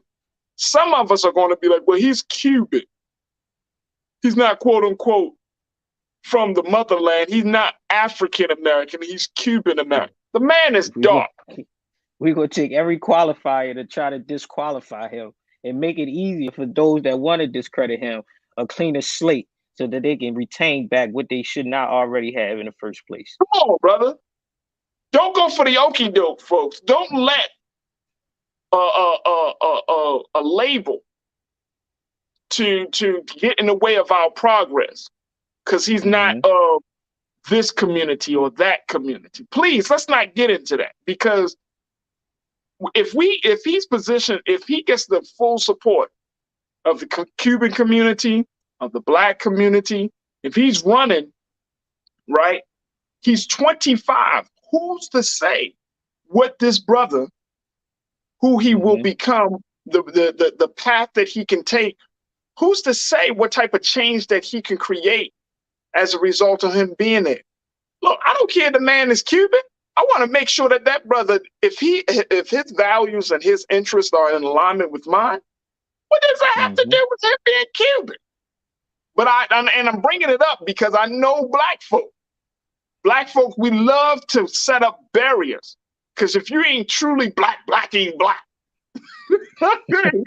As if we really all are, you know what I mean? As if the slave master didn't creep into the house, into the backwood house every so often. Like we all blackety black. We all, come on, get the fuck out of here with that, man. I'm talking about interest. I'm talking about moving the needle forward on what's important. And if we got a brother who is willing to go blow for blow, tick for tack with the governor, right? Please, I'm taking ownership. He was us. He's invited to the cookout, right? Come on, like, this is our brother. He with me. You know what I'm saying? He with me. This is it. This is my extended cousin. We cousins. This is my man. This is my cousin. You know how it is, Rashawn. You know, this is my cousin. Like you get a seat. You get him a plate. Get this man. Right. It's about time we eat together rather than be feasted on. I agree. Man. Come on, brother. Come on, Rashawn. Come on, brother. Come on. We'd rather eat together rather than be feasted on. Come on, I couldn't say it better. Yeah. But no, yo, bro, real talk. I'm happy for this brother, but I think that, and the reason why I think we should have this conversation is because, you know, there is a growing and emerging consciousness right now in this country where people are pushing back, and the change is not going to come from the elders. Mm-hmm. It's going to come from the young. It's going to come from, I've heard Minister Farrakhan use the term, the Joshua generation. Those generations of young, and you're part of that. I've been a part of that. I mean, it's going to come from any one of us who say, you know what, enough is enough. These systems don't work. And I hope that we're not in this very stale place, Rashad, where we like, well, does he know? Is he experienced enough? Dr.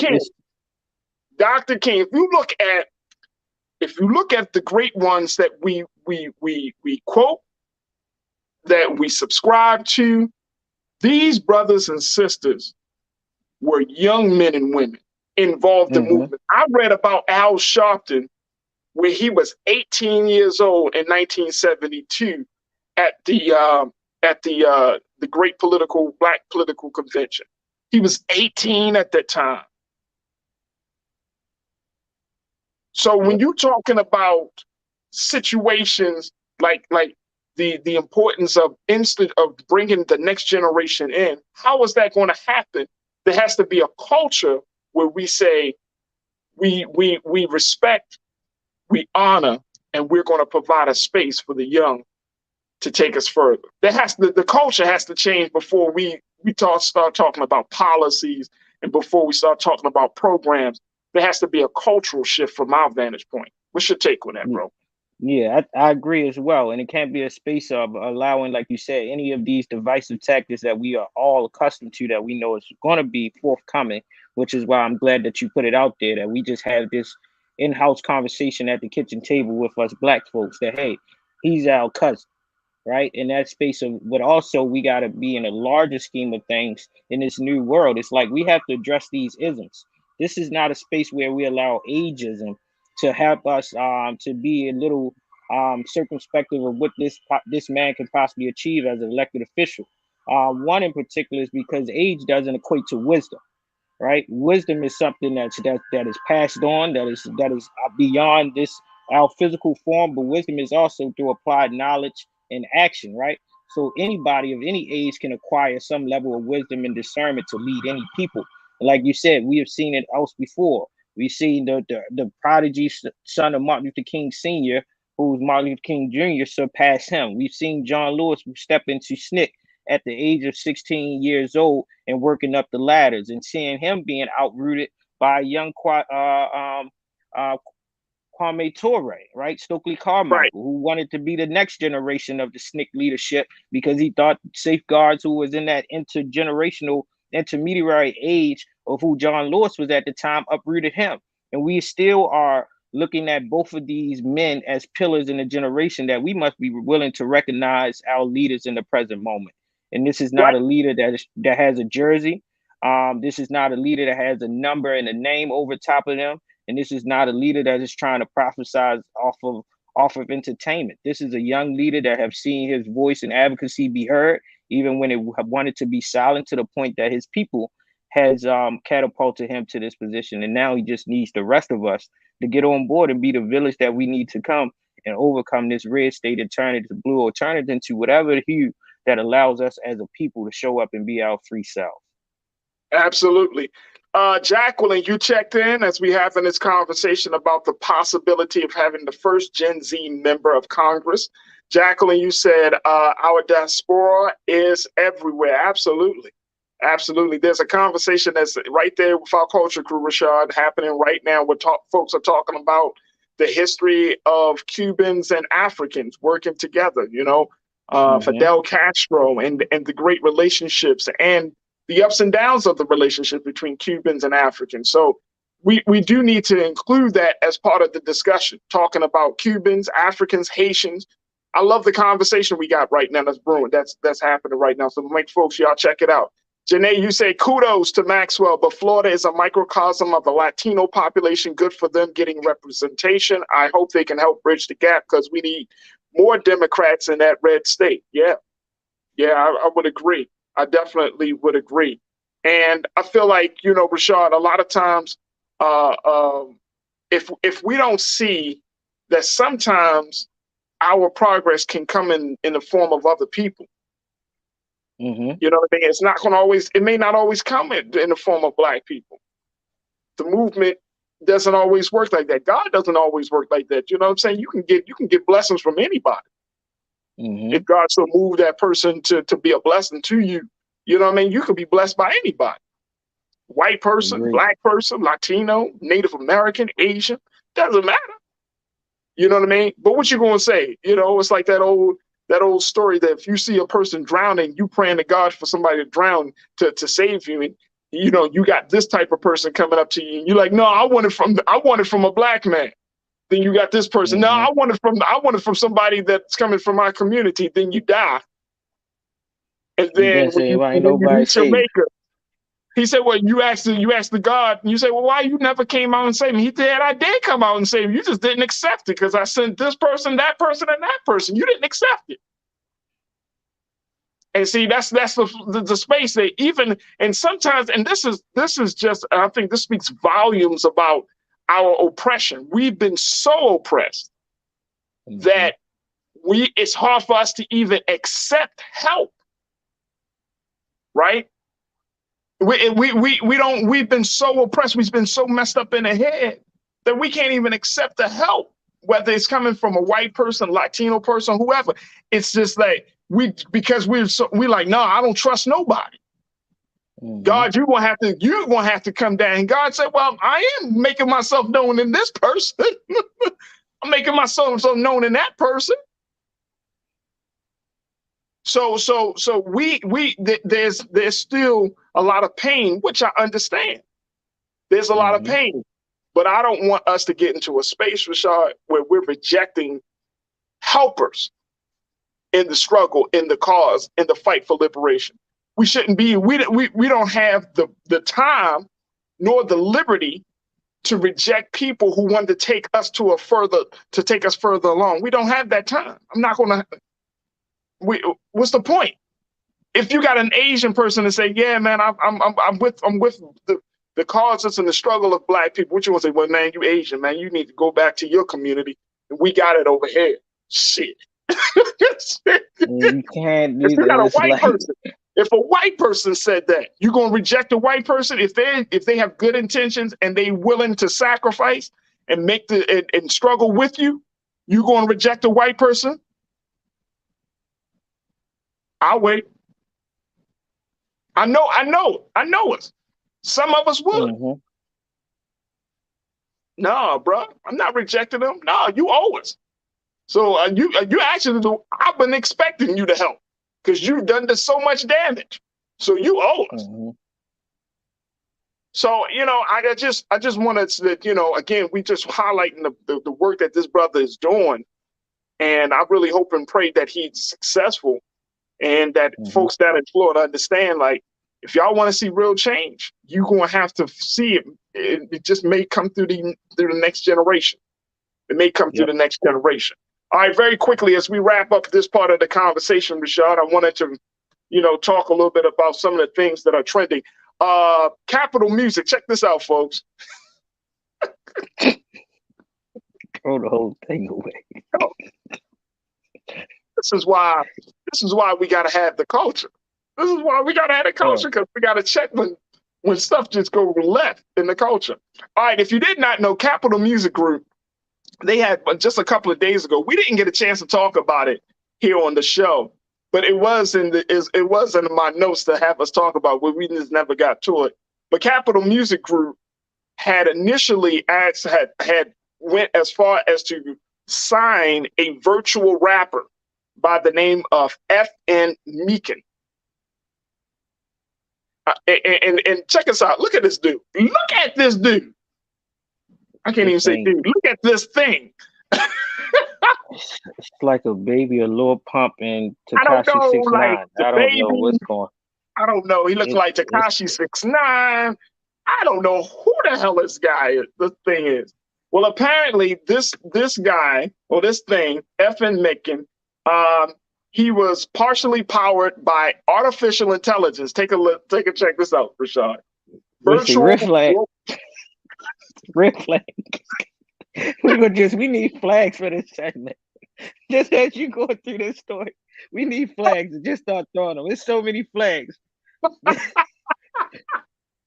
Take it back, Coach. Start Okay, over. so he's a virtual robot rapper that has amassed over 10 million followers on TikTok, according to the New York Times. This is a non-living thing Flag. that So was a virtual thing went by virtually viral. yeah. A virtual thing went virtually viral. No, the virtual thing that went viral has attracted, literally a virtual thing that has attracted real people to follow it, that was signed by a real music company. So when people found out, and you know, he had this thing, they created it where, again, using artificial intelligence, he spit bars. You know, of course, he's voiced over by someone else. You know, he shows videos on TikTok. So like the whole thing, they went through the whole thing. So far, I mean, it got so crazy that a living rapper actually did a video with this guy, like did a song with. It wasn't Da Baby. I think it was Lil Baby. But anyway, it was Gunna, and where's Gunna at? It was Gunna. The same rapper that didn't clarify what Pushin P was is now sitting in the penitentiary. That's what happens when you got language and you don't understand the sense of power through the airstreams of music. That's so you got virtual rappers. I'm letting Rashad just handle that situation. I'm gonna just let Rashad handle that situation. I'm gonna leave with this. Gunna did a song with this thing. Gunna did a song with this thing. It came out. It like got all this attention. Well, now this was like a few days ago. Now Capitol Music Group said on Tuesday that it is severing ties with the virtual. Yeah. Throw it away. Just throw the whole thing. How do you sever ties with something that's not even existent? That's like you go up to a car. Do you unplug it? It's like if you go to your car and be like, "This is where we have to go separate ways." What the? It's severing ties with FN Meccan. The news comes less than 2 weeks after the record company announced it was signed Meccan. And according to Capitol Records, this is the quote they put out. Here's what they said. And King Keenan, let's put this quote out.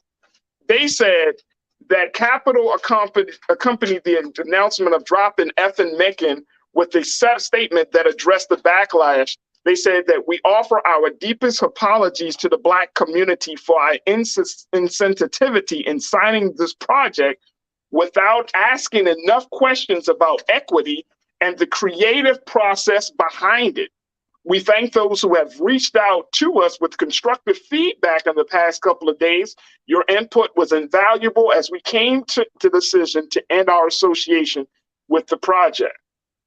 Essentially, people were pushing back on the fact that they thought that this project added more stereotypes to hip hop artists. Here's what they also said. The company behind Meccan, Factory New, stood by the team effort on the creation, though one founder, Anthony Martini, conceded the early content. He said, if you take it out of context, it obviously looks worse or different than it was intended. Well, out of context, we heard what we heard. We see what we see, but we taking it out of context. Like basically, he was like, ain't nobody offended by this. Hey, Keenan, put the picture back up on it. Just this thing looks crazy as hell, but it takes elements of the culture, what we like to see in rappers. You know, so it calls back to play with this likeness and this image type of thing, right? And protecting our human property, right, as intellectual property in a space where we can be cloned or assimilated into a whole nother device and not having no control of it, because it's grounded in it's an algorithm, right? It's artificial intelligence. Whatever is the coder and whatever data that they're putting in that's correlating and creating a digital profile of this person is going to be a reflection of the society that we are in. So when you have when you have a culture that's grounded in indecency, murder, racism, and bigotry, and then you have to create this avatar that emasculates or showcases those type of data points, it calls back to one, the call of data and controlling of our story and our narrative. What we allow as a culture to be the music that is going to define us and tell us as our stories of the moments that we're in. And how do we have a level of accountability that we're not exploited, right? So I call in the question, like, let's just end with rapping all together. Let's go back to hip hop and see if a virtual component can replicate all the different pillars of hip hop, because it's not just rapping itself. I'm all cool with technology and stuff. Look, Nira told me, my wife told me the other day, she was like, yo, Farajii, Meg Thee Stallion got a virtual show coming to Baltimore. I was like, a virtual show? Like, yeah, they're going to like use technology. She's not going to be there, but you can come and see her. I mean, we all heard about the hologram of Tupac and all of that stuff. And it's just like, you know, this virtual show. Games. It's giving me Hunger Games, bro. It's like some Matrix stuff. Like, I don't even know like how to take this, because again, I'm all for, you know, advancing the culture. I love, of course, you know, this whole show platform is rooted in hip hop philosophy, in a sense of, you know, this is the culture, right? But it seems like it gets to be going into this weird space. You got artificial intelligence rappers, like as if we don't have enough black boys and black girls that want to be rappers in this country. Like you need to create a new rapper to meet a certain. I just don't get it. I don't get it, bro. This stuff, it's as people say nowadays. Y'all just different. This weird. Nothing is safe these days. Can we safeguard something? Like I just never. You would never heard this. Like 10 years ago, we wouldn't be on talking about, yeah. I mean, now you talking about fake rappers with 10 million followers. Like who are you streaming? Who are you downloading? Like, and you're like, oh yeah, yo. And I bet you somebody be like, boy, he got better bars than Lil Wayne. You'd be like, I'm sure he should have been imported with every encyclopedia and thesaurus, but even if you're imported with all of those different languages and words, you still use the N-word? And then you're going to have them using the N-word, and then like what did they program an ethnicity, a race to this that's what I'm saying. Like, Rashad, our culture becomes this commodity. Our culture becomes this, you know what I'm saying? A way that we express ourselves has now officially become like just this other thing where we can't, where we just a damn stereotype. Being black, being able to speak our struggle through poetic language, all of it has just become a stereotype. We just like, oh, okay, you're a product. Your pain is a product. Your struggle is a product. Your identity is a product, right? And guess what? We're not only going to take all of that, we're going to make it newer. We're going to make it better. We're going to make it shinier. And we're going to be more popular using all of that we gained from your living self and put it into a virtual self. This stuff is weird, bro. We're going to take your likeness for our likeness. That's created and then exploit it. Come on, I can't emphasize, Keenan, one more time as we close out the show. Show this picture. What black person looks like this, bro? Look at this. This dude looks like something from Terminator or Aliens. What is this? I can't, man. I can't. That's insulting. I'm glad Capitol Music decided not to, as they say, sever their ties with them. But y'all should decide this thing in the first place. Y'all thought this was going to be the future.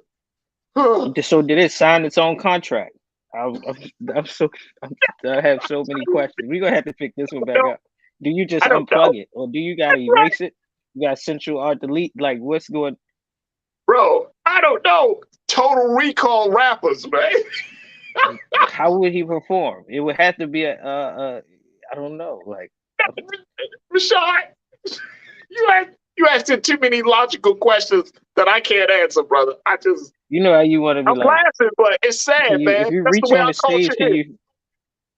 it's Right. going to be a hologram. Like 'cause if you do it disappear when you try to touch his feet when it's going across the stage to rap.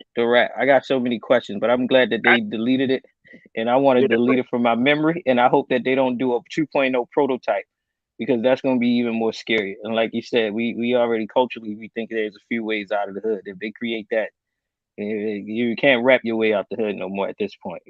Hell no. Hell no. Man, oh man. All right, my big brother, Rashad, thank you so much, sir. It's always good to talk to you. Welcome back. I'm glad to hear that we get to hear from you and see you. So I appreciate your time with us today. Thank you, Rashad, for being so good for the culture this afternoon. Always, bro. Always love for the culture, as always. Thank you for having me, man. Absolutely. Peace. Anytime. All right, folks, that's going to do it for us. All right, look, we need your support in real life. All right, make sure y'all hit us up on blackstarnetwork.com. Show your support for this fantastic media institution as we continue to do the great work of bringing you stories and conversations that are important to you. Support the Black Star Network at blackstarnetwork.com. Also, all right, speaking of the virtual world, make sure y'all follow me. I always love to hear what you got to say. Hit me up on my Facebook page at Farajii Muhammad and Twitter Farajii, and my Instagram page. You can follow me at The Real Farajii. I'm always posting something. You know, I posted a couple of things last night about Kobe Bryant, posted the situation in Uvalde. We didn't talk about that today, but we definitely need to share that. But make sure y'all follow me. I'm always looking for new friends. At Farajii, Farajii. I am The Real Farajii. Just follow it right there at the bottom. There you go. Boom.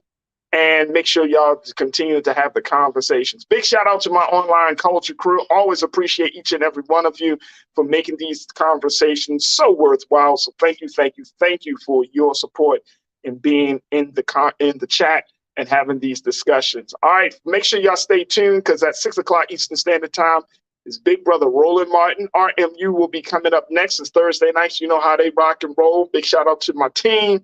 You know what I'm saying? Reese, big shout out to Dr. Carr. Big shout out to Erica. Big shout out to all of the folks that are doing the great work on RMU to be the voices of our people in so many different ways. So make sure y'all tune in for that. As always, never be afraid to challenge what's wrong. Stand for what's right while being yourself in the process.